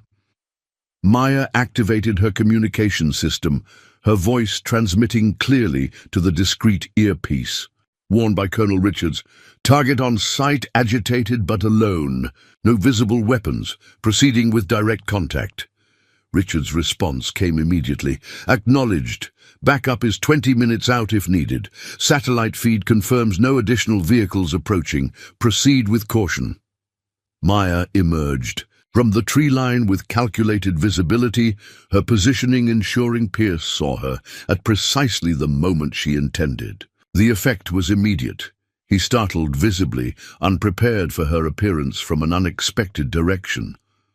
"Mr. Pierce?" she greeted him calmly, stopping at a measured distance. Court proceedings typically end with people leaving the disputed property, not rushing toward it. Pierce recovered quickly, straightening his posture and attempting to regain composure. "Sergeant Winters, I thought we might continue our discussion in a more direct manner." His gaze traveled over her tactical gear with poorly concealed disdain. "Though I see you've prepared for something beyond conversation." Maya maintained neutral positioning, hands visible, stance balanced. "In my experience, preparation prevents misunderstandings. What exactly did you hope to accomplish by coming here alone after the judge's ruling?" "The judge's ruling is a temporary inconvenience," Pierce replied, his artificial charm returning, though strained at the edges. "I came to offer you one final opportunity to be reasonable before this situation becomes unnecessarily complicated." "Complicated," Maya repeated, allowing the word to hang in the air between them. "An interesting choice of terminology. Please elaborate." Pierce gestured expansively toward the surrounding property. "Look around you, Sergeant. This is pristine. Wilderness with extraordinary development potential. Your homestead occupies a critical access point. The Pinnacle Club represents a $400 million investment that will benefit the entire region through job creation and tax revenue." He stepped closer, his voice lowering confidentially. "I'm prepared to offer $1 million, 5 times fair. Market value for your property. Clean transaction, immediate payment, relocation assistance to anywhere in the country. You could purchase a significantly larger property without the isolation or maintenance challenges this one presents."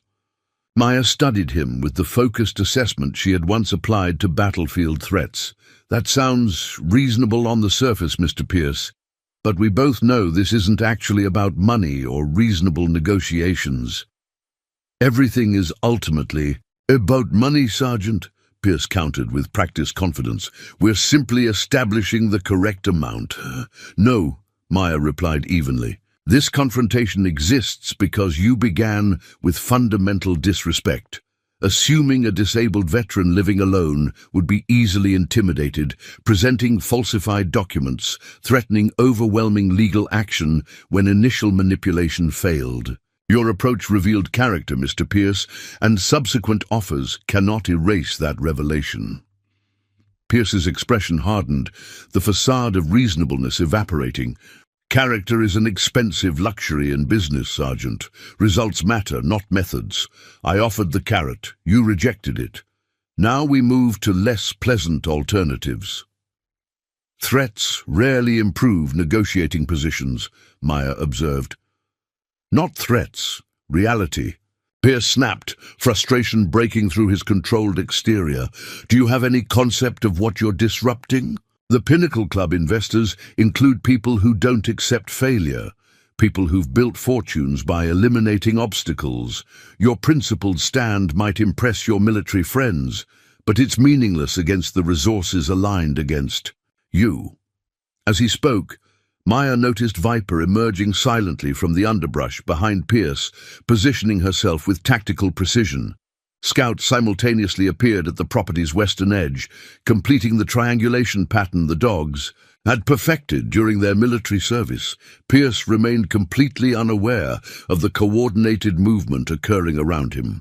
I understand resource disparities intimately, Mr. Pierce, Maya replied, her calm unnerving him further. I've faced opponents with overwhelming firepower, superior numbers, and territorial advantage. Those experiences taught me something perhaps unfamiliar in corporate boardrooms. Superiority in resources doesn't guarantee victory. She gestured toward the surrounding landscape. This property isn't merely land to me. It's sanctuary for canine veterans who served their country with extraordinary courage. It's rehabilitation space, where dogs deemed damaged by military standards rebuild purpose and dignity. It's sacred ground purchased with compensation for sacrifices you cannot begin to comprehend. Pierce's expression revealed momentary uncertainty, before hardening again. Heartwarming sentiments truly, but sentiment doesn't change reality. The Pinnacle Club will proceed, with or without your cooperation. Your choice determines only how painful the process becomes for you personally. You misunderstand fundamentally, Maya replied. This isn't negotiation or posturing. This is me explaining with professional courtesy that your development will not cross my property under any circumstances. Something in her tone, the absolute certainty, devoid of emotion or hesitation, caused Pierce to reassess the situation more carefully. For perhaps the first time, he looked at Maya not as an obstacle to overcome, but as a potentially dangerous adversary. You can't win this, he stated, though with less conviction. Even if you block the western access, we'll adjust plans. The development continues regardless. Maya nodded. Then we have no actual conflict. Build your development using alternative access. Valor Ridge remains undisturbed. The alternative routes add 17 million in infrastructure costs, Pierce countered, frustration returning. The investors won't accept that. Then your business model relies on coercion rather than legitimate negotiation, Maya observed. That's your fundamental problem, not my property boundaries. Pierce stepped forward suddenly, anger overriding judgment. Enough! You self-righteous, stubborn. Three things happened simultaneously as he moved toward Maya. Shadow emerged from concealment, positioning himself directly between Maya and Pierce with silent efficiency. Viper and Scout closed formation, creating a triangle around Pierce, without making any aggressive movements. Maya herself remained completely still, her posture unchanged despite Pierce's advance. Pierce froze, suddenly aware of 3 powerful Belgian Malinois surrounding him in perfect tactical formation. None of the dogs growled or bared teeth. Their disciplined positioning and unwavering focus communicated threat more effectively than any aggressive display. "Meet Shadow, Viper, and Scout," Maya said quietly, "former military working dogs who served multiple combat deployments detecting explosives, apprehending insurgents, and protecting their handlers. They understand English, German, and Arabic. Command systems. They can detect threats from half a mile away and can disable an armed opponent in under 4 seconds." She maintained direct eye contact with Pierce. "More importantly, they recognize threatening movements toward me instantly, having been specifically trained to protect wounded handlers in combat situations.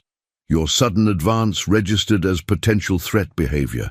They're currently awaiting my command to determine appropriate response." Pierce remained motionless, genuine fear replacing arrogance. "Call them off," he said, voice barely above a whisper.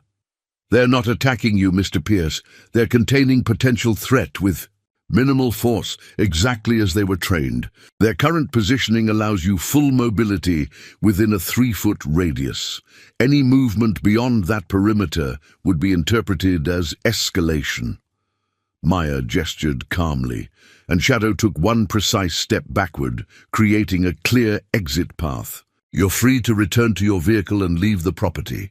The dogs will maintain observation escort to ensure your departure remains uneventful." Pierce's composure had completely evaporated, revealing the reality beneath his confident exterior.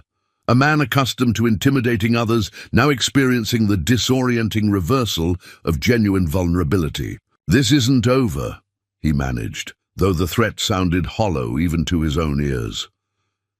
"Actually, it is," Maya countered. "Your development proceeds using alternative access routes, preserving both your investment and my property rights. Or you continue this ill-advised confrontation and discover exactly how resourceful a disabled veteran and her specialized team can be when defending their home." She signaled again, and the dogs widened their formation slightly, maintaining perfect coordination without verbal commands. "The choice is yours, Mr. Pierce, though I recommend considering that my capabilities extend well beyond what you've witnessed today. Your corporate resources are substantial, certainly. My resources are simply different." Pierce retreated slowly toward his Range Rover, his complexion pale, eyes never leaving the dogs. "People like you always lose eventually," he said, attempting to recover some semblance of authority. "Principles make poor armor against reality." "On the contrary," Maya replied, "principles are the only armor that matters when reality turns harsh. Something I learned carrying wounded comrades through active combat, while these dogs cleared our extraction route. Perspective worth considering as you drive away." As Pierce's vehicle disappeared down the access road, Maya knelt to acknowledge the dogs properly, allowing each one brief physical contact that reinforced their bond. "Perfect execution," she told them quietly, "exactly as trained." Her tactical phone vibrated with an incoming message from Colonel Richards. "Satellite confirms Pierce departing property boundaries. Status report? Confrontation resolved." "Without escalation," Maya replied. "Phase 2 complete. Subject demonstrated significant psychological impact from controlled demonstration of K9 capabilities." "Understood," came the response. "Be advised, financial analysis indicates Pierce personally guaranteed completion timeline to primary investors. His options are narrowing rapidly." Maya absorbed this information while surveying her property boundaries. Pierce would return, likely with reinforcements and more aggressive tactics. The courtroom victory and today's confrontation represented preliminary skirmishes in what would become protracted conflict. Yet something fundamental had changed. Pierce had arrived, believing himself the superior force confronting a vulnerable opponent. He departed understanding, however reluctantly, that he faced an adversary with specialized capabilities beyond his experience. Fear had entered his calculation, disrupting his confidence and forcing re-evaluation. Maintain standard security protocols, Maya instructed the dogs, watching as they returned to their patrol patterns with disciplined precision. The watchkeeper units continued their silent surveillance, sensors monitoring property boundaries. For any attempted incursion, as dusk settled over Valor Ridge, Maya felt certainty solidifying within her. Pierce represented more than one developer's arrogance. He embodied the assumption that disabled veterans could be dismissed, that their sacrifices entitled them to gratitude but not respect, to ceremony but not dignity. The battle for valor. Ridge had evolved beyond property boundaries to something more fundamental. The right of those who had sacrificed for their country to claim sacred ground where healing could occur without interference from those who valued profit above all else. Maya checked her tactical systems one final time before entering the cabin. The property remained secure, the dogs vigilant in their patrol patterns. Tomorrow would bring new challenges from an opponent now motivated by both financial necessity and wounded pride, a dangerous combination requiring enhanced preparation. But tonight, in this moment, Maya had demonstrated an essential truth that Pierce needed to understand. Not all strength manifests as obvious power, not all capability appears as conventional advantage, and not all warriors cease being dangerous. When they return from war. Dawn had barely broken over Valor Ridge when Maya's tactical alert system signaled multiple approaching vehicles. The watchkeeper units transmitted real-time footage to her command center inside the cabin. 3 black SUVs and an unmarked utility truck advancing slowly along the county access road, maintaining tactical spacing that suggested coordinated movement rather than coincidental timing. Maya had anticipated escalation following yesterday's confrontation, but the speed of Pierce's response indicated both resources and determination beyond initial assessment. She activated her secure communication system while simultaneously bringing all surveillance systems to maximum sensitivity. Richards, we have inbound. Multiple vehicles, professional formation, approaching from the south axis. Colonel Richards' response came immediately, her voice clear despite the early hour. Identification confirmed. Lead vehicle registered to Eclipse Security Services, a private contractor frequently employed by Blackwater Investment Group for site security and special projects. Highly trained personnel, primarily former military with questionable discharge circumstances. Maya accessed her tactical database, pulling Eclipse Security's operational profile. The information confirmed Richards' assessment. The firm specialized in aggressive site protection, intimidation, and what they termed problem resolution for corporate clients. Their personnel included former military members with specialized training but ethical standards, flexible enough to work in legally questionable capacities. Legal status? Maya asked, already moving through her preparedness protocols. They're licensed security contractors, Richards replied, but operating at the edges of legitimacy. They typically establish presence, create documentation of alleged threats or interference, then escalate with the appearance of legal justification. Maya considered this information as she watched the vehicles slow at her property boundary. They're stopping short of my access road, establishing position on county land. Standard tactic, Richards confirmed. They'll maintain continuous presence, document your movements, attempt to provoke response, and gradually escalate pressure while maintaining technical legal compliance. Classic siege methodology applied to civilian context. Maya had encountered similar approaches during deployment, insurgent forces applying persistent pressure to isolated outposts, seeking to identify vulnerabilities through extended observation before direct action. The strategy relied primarily on psychological impact, creating constant tension that eventually produced errors in judgment from the defensive force. "Understood," she replied. "Containment protocol initiated. Support timeline?" "Layla and technical team arriving your location in 3 hours. Hawkins filing emergency injunction against harassment this morning. Eli's additional equipment package en route with Romeo team, ETA noon." Maya acknowledged the information and moved to her equipment room, where specialized gear lined reinforced shelves.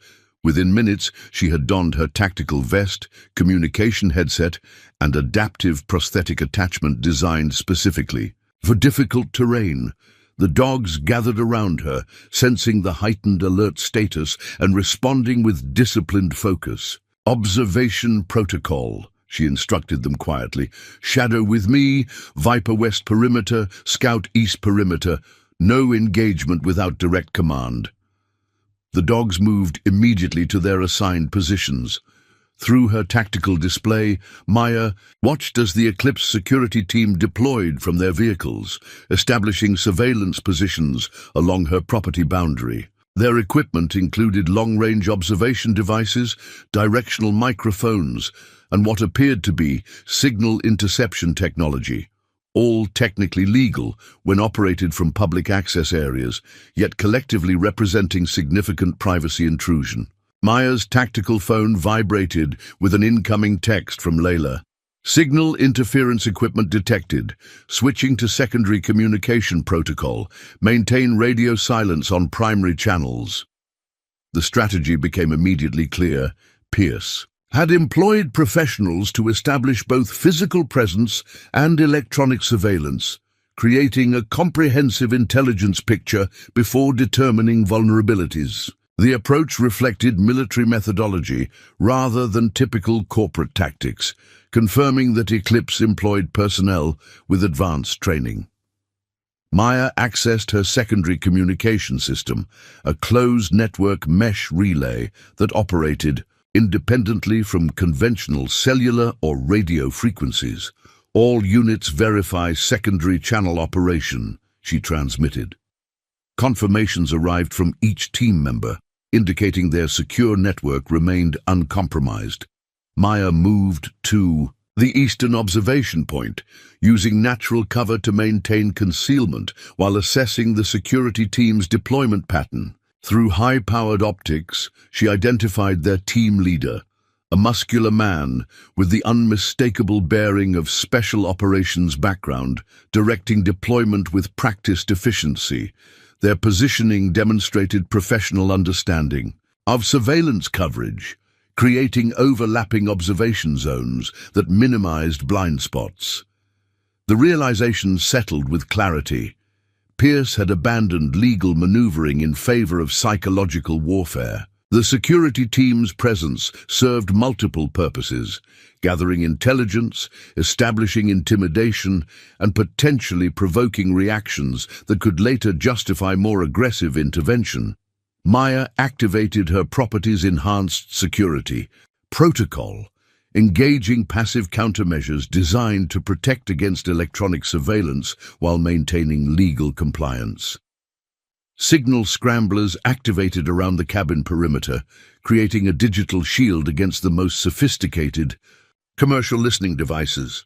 Thermal masking systems engaged, reducing heat signature detection capability from distance observation. Shadow remained at her side, his posture communicating alertness without anxiety. The dog had encountered far more dangerous situations during deployments, his training allowing him to distinguish between varying threat levels and respond appropriately. "They're establishing psychological pressure," Maya told him quietly. "Standard intimidation protocol." The dog's ears flicked forward in acknowledgement, his focused attention indicating complete understanding. Maya sometimes wondered if people realized just how much these extraordinary animals comprehended, not just commands, but concepts, strategies, and intentions communicated through subtle cues. Her tactical display indicated Viper and Scout maintaining optimal observation positions, each dog tracking specific security team members without revealing their own presence. The three Malinois had effectively created their own counter-surveillance network, gathering intelligence on the observers themselves.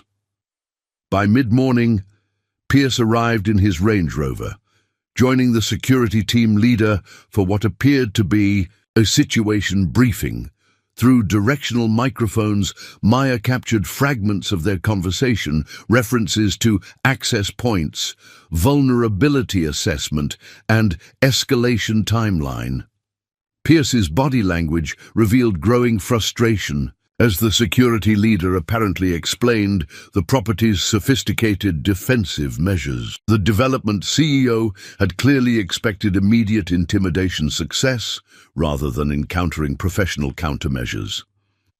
Maya's tactical phone vibrated with an incoming message from James Hawkins. Emergency injunction filed. Judge Eastman. Presiding, solid reputation for property rights protection. Initial hearing scheduled 1400 hours. Your presence not required, but recommended for impact. She considered the options carefully. Leaving the property would create potential vulnerability during her absence, yet appearing in court provided opportunity to establish formal legal protection against harassment. The balance of advantages favored courthouse appearance, provided adequate security remained at Valor Ridge.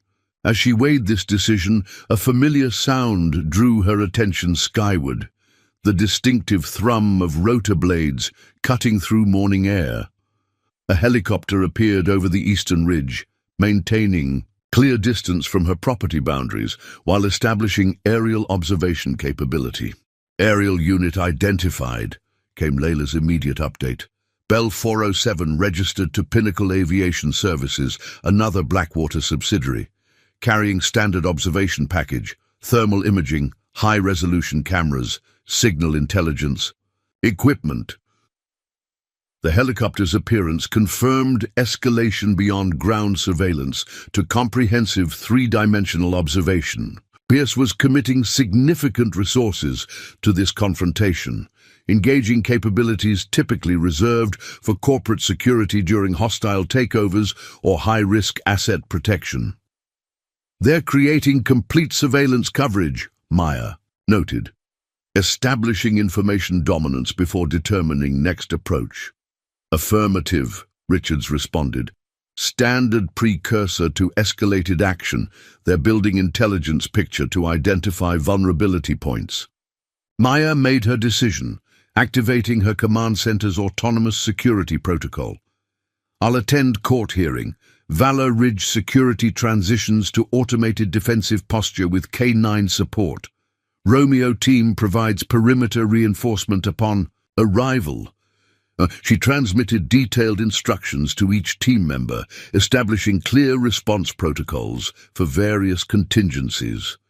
The dogs would maintain property security during her absence, their specialized training and equipment allowing effective deterrence without her direct presence. As Maya prepared for departure, she reviewed the helicopter's flight pattern on tactical display, systematic grid coverage focusing particularly on her western boundary.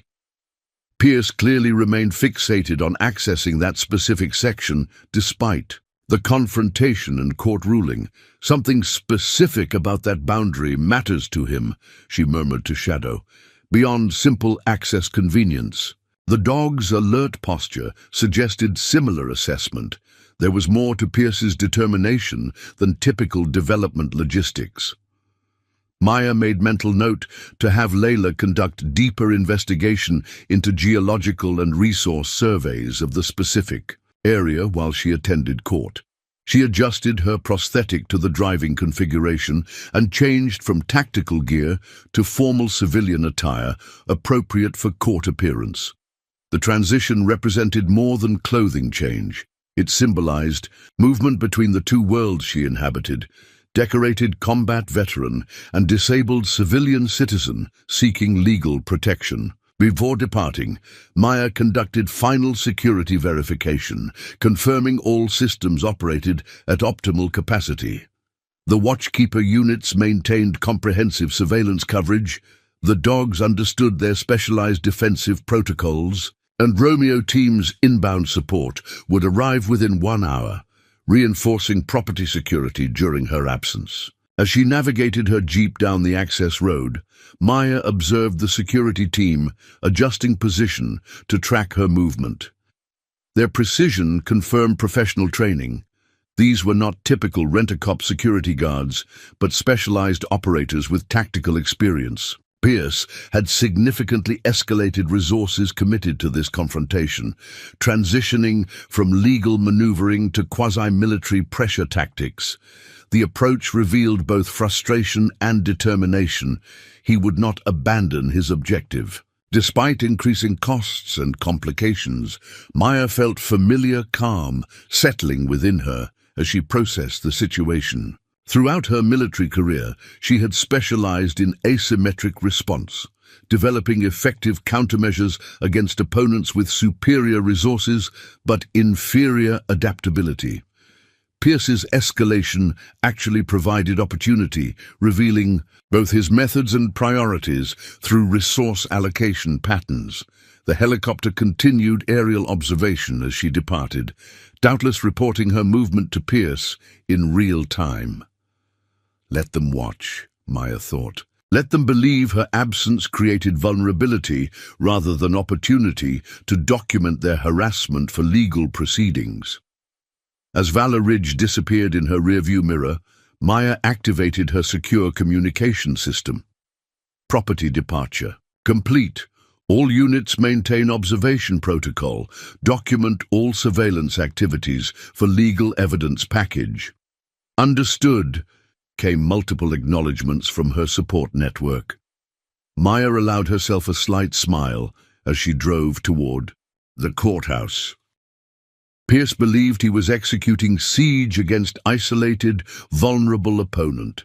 What he failed to understand was that he had actually engaged with an entire network of specialized capabilities, veterans supporting veterans with skills honed through far more serious conflicts than property disputes.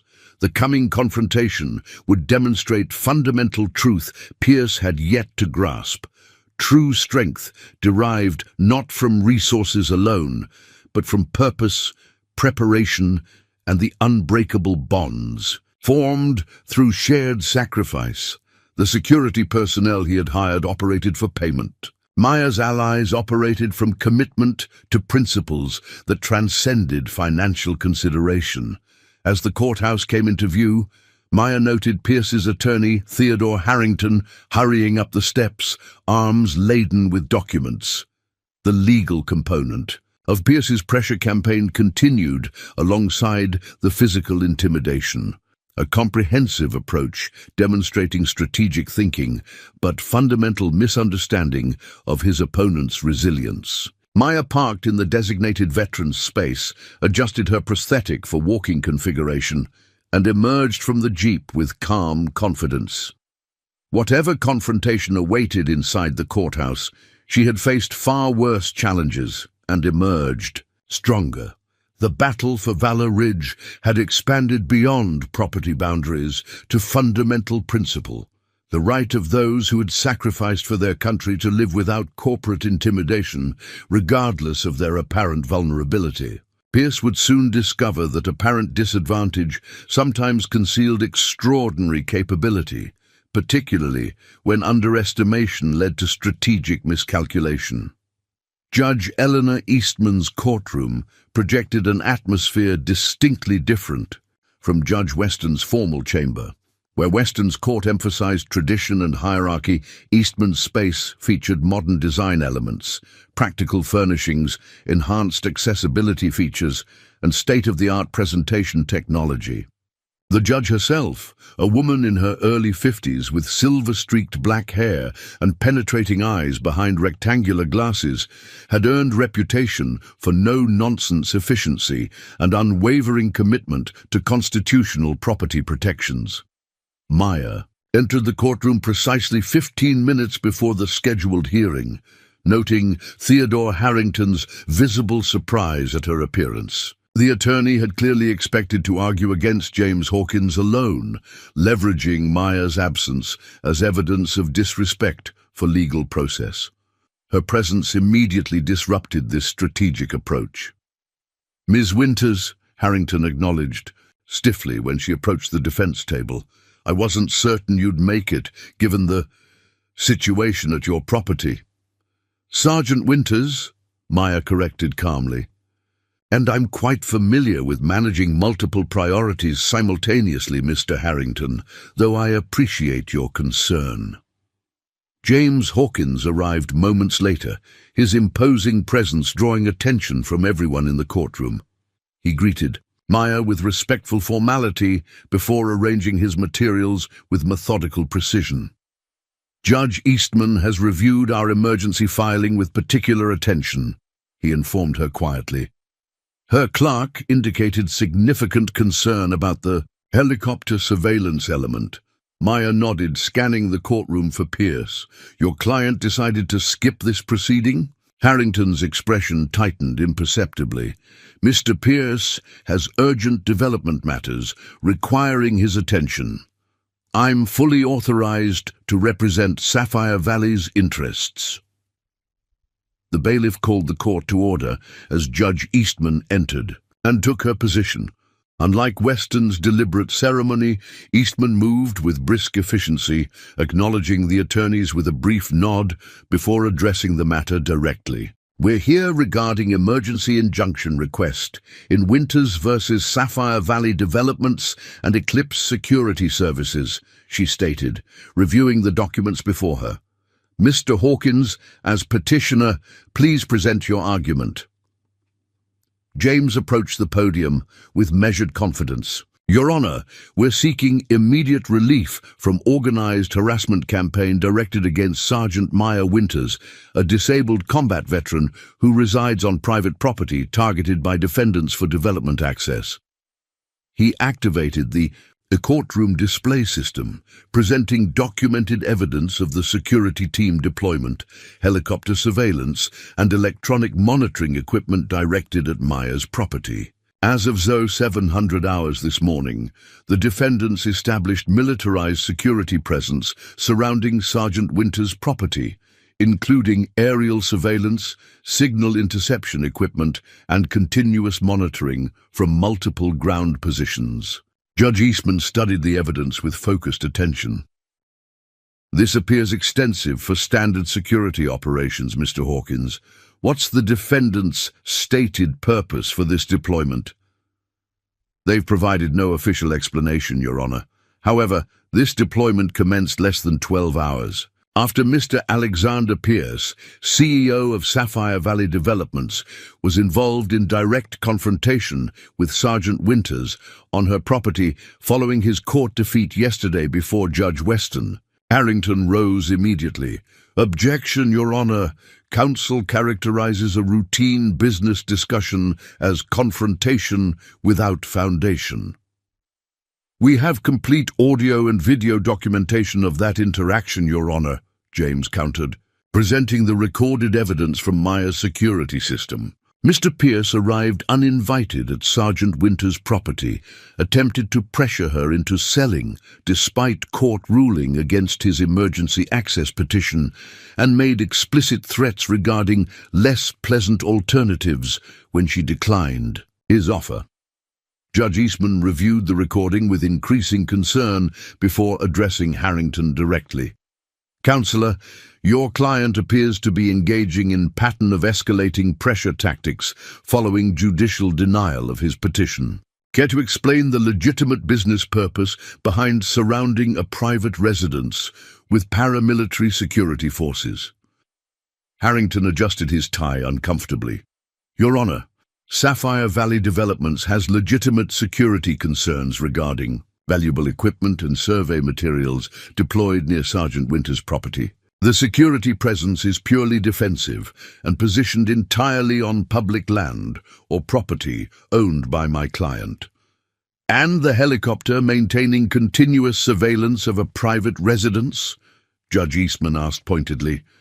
The signal interception, equipment clearly visible in these photographs, are these standard defensive measures for construction projects? The helicopter is conducting aerial surveys related to development planning, Harrington claimed. Any incidental observation of adjacent properties is unintentional and within legal parameters for airspace utilization. Maya observed the exchange with controlled composure, noting Judge Eastman's increasing skepticism toward Harrington's explanations. The attorney's discomfort suggested he had received insufficient preparation for defending tactics implemented after yesterday's confrontation. Pierce had likely escalated without fully briefing his legal team. Judge Eastman turned her attention to Maya.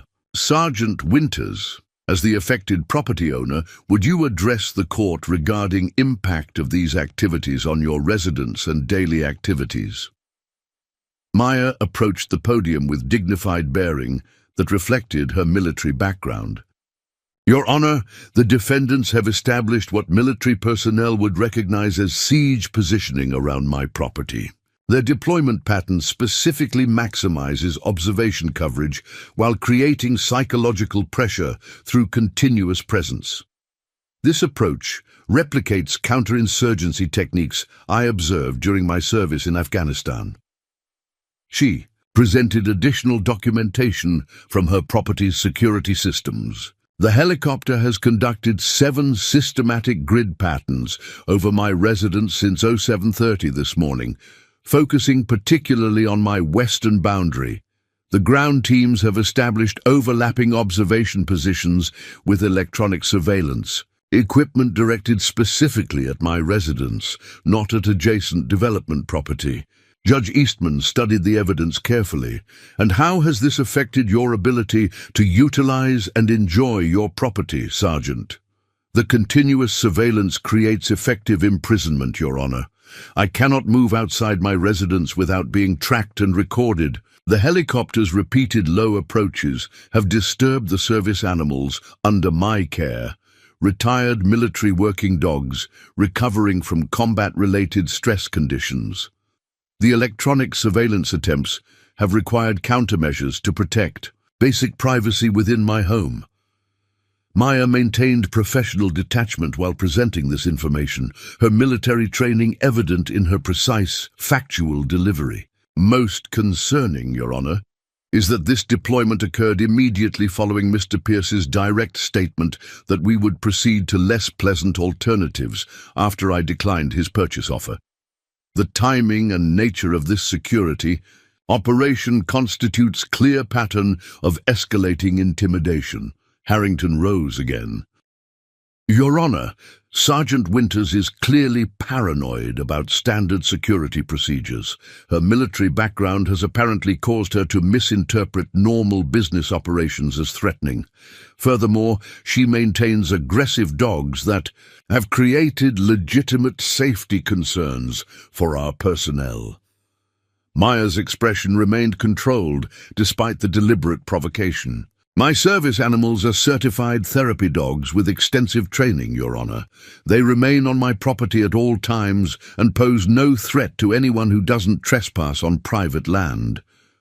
Mr. Pierce himself encountered them yesterday and experienced no threat whatsoever until he made aggressive movement toward me personally. Judge Eastman considered the competing claims before addressing Harrington directly. Counselor, I've reviewed sufficient evidence to establish concerning pattern. Your client appears to be using corporate resources to intimidate a private citizen after failing to obtain property access through legitimate legal channels. This court takes such matters with utmost seriousness. She turned to her clerk. Prepare emergency injunction order with following provisions. All surveillance activities directed at Sergeant Winters' property must cease immediately. Security personnel must maintain minimum 1-mile distance from property boundaries. Helicopter.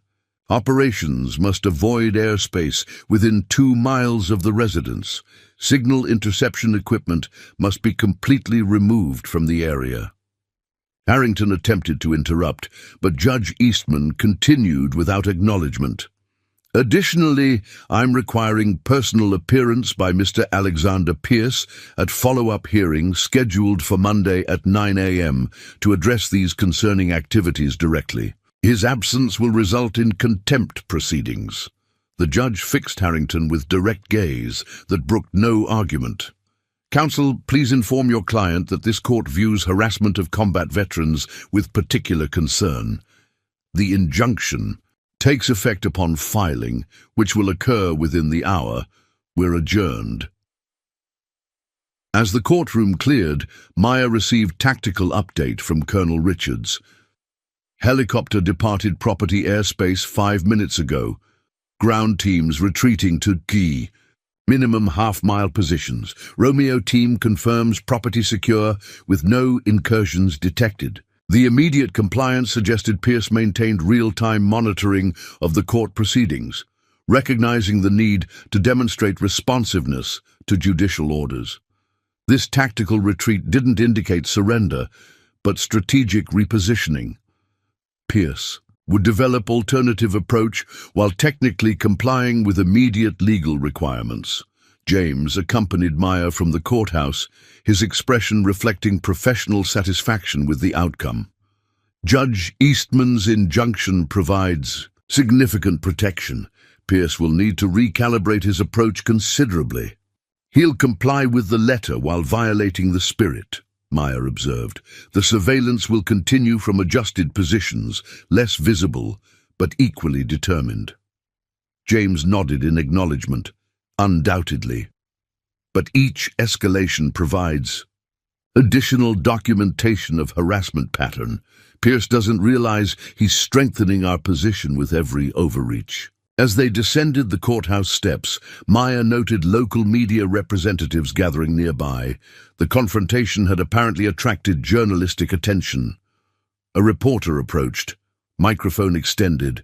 Sergeant Winters, Channel 7 News. Can you comment on allegations that your property is blocking essential development that would bring jobs to the region? The coordinated timing suggested Pierce had activated media strategy alongside legal and security approaches, a comprehensive campaign to reshape the narrative. Maya recognized the tactical value in engaging rather than avoiding this dimension of the confrontation. Up next, you've got 2 more standout stories right on your screen. If this one hit the mark, you won't want to pass these up. Just click and check them out. And don't forget to subscribe and turn on the notification bell so you don't miss any upload from us.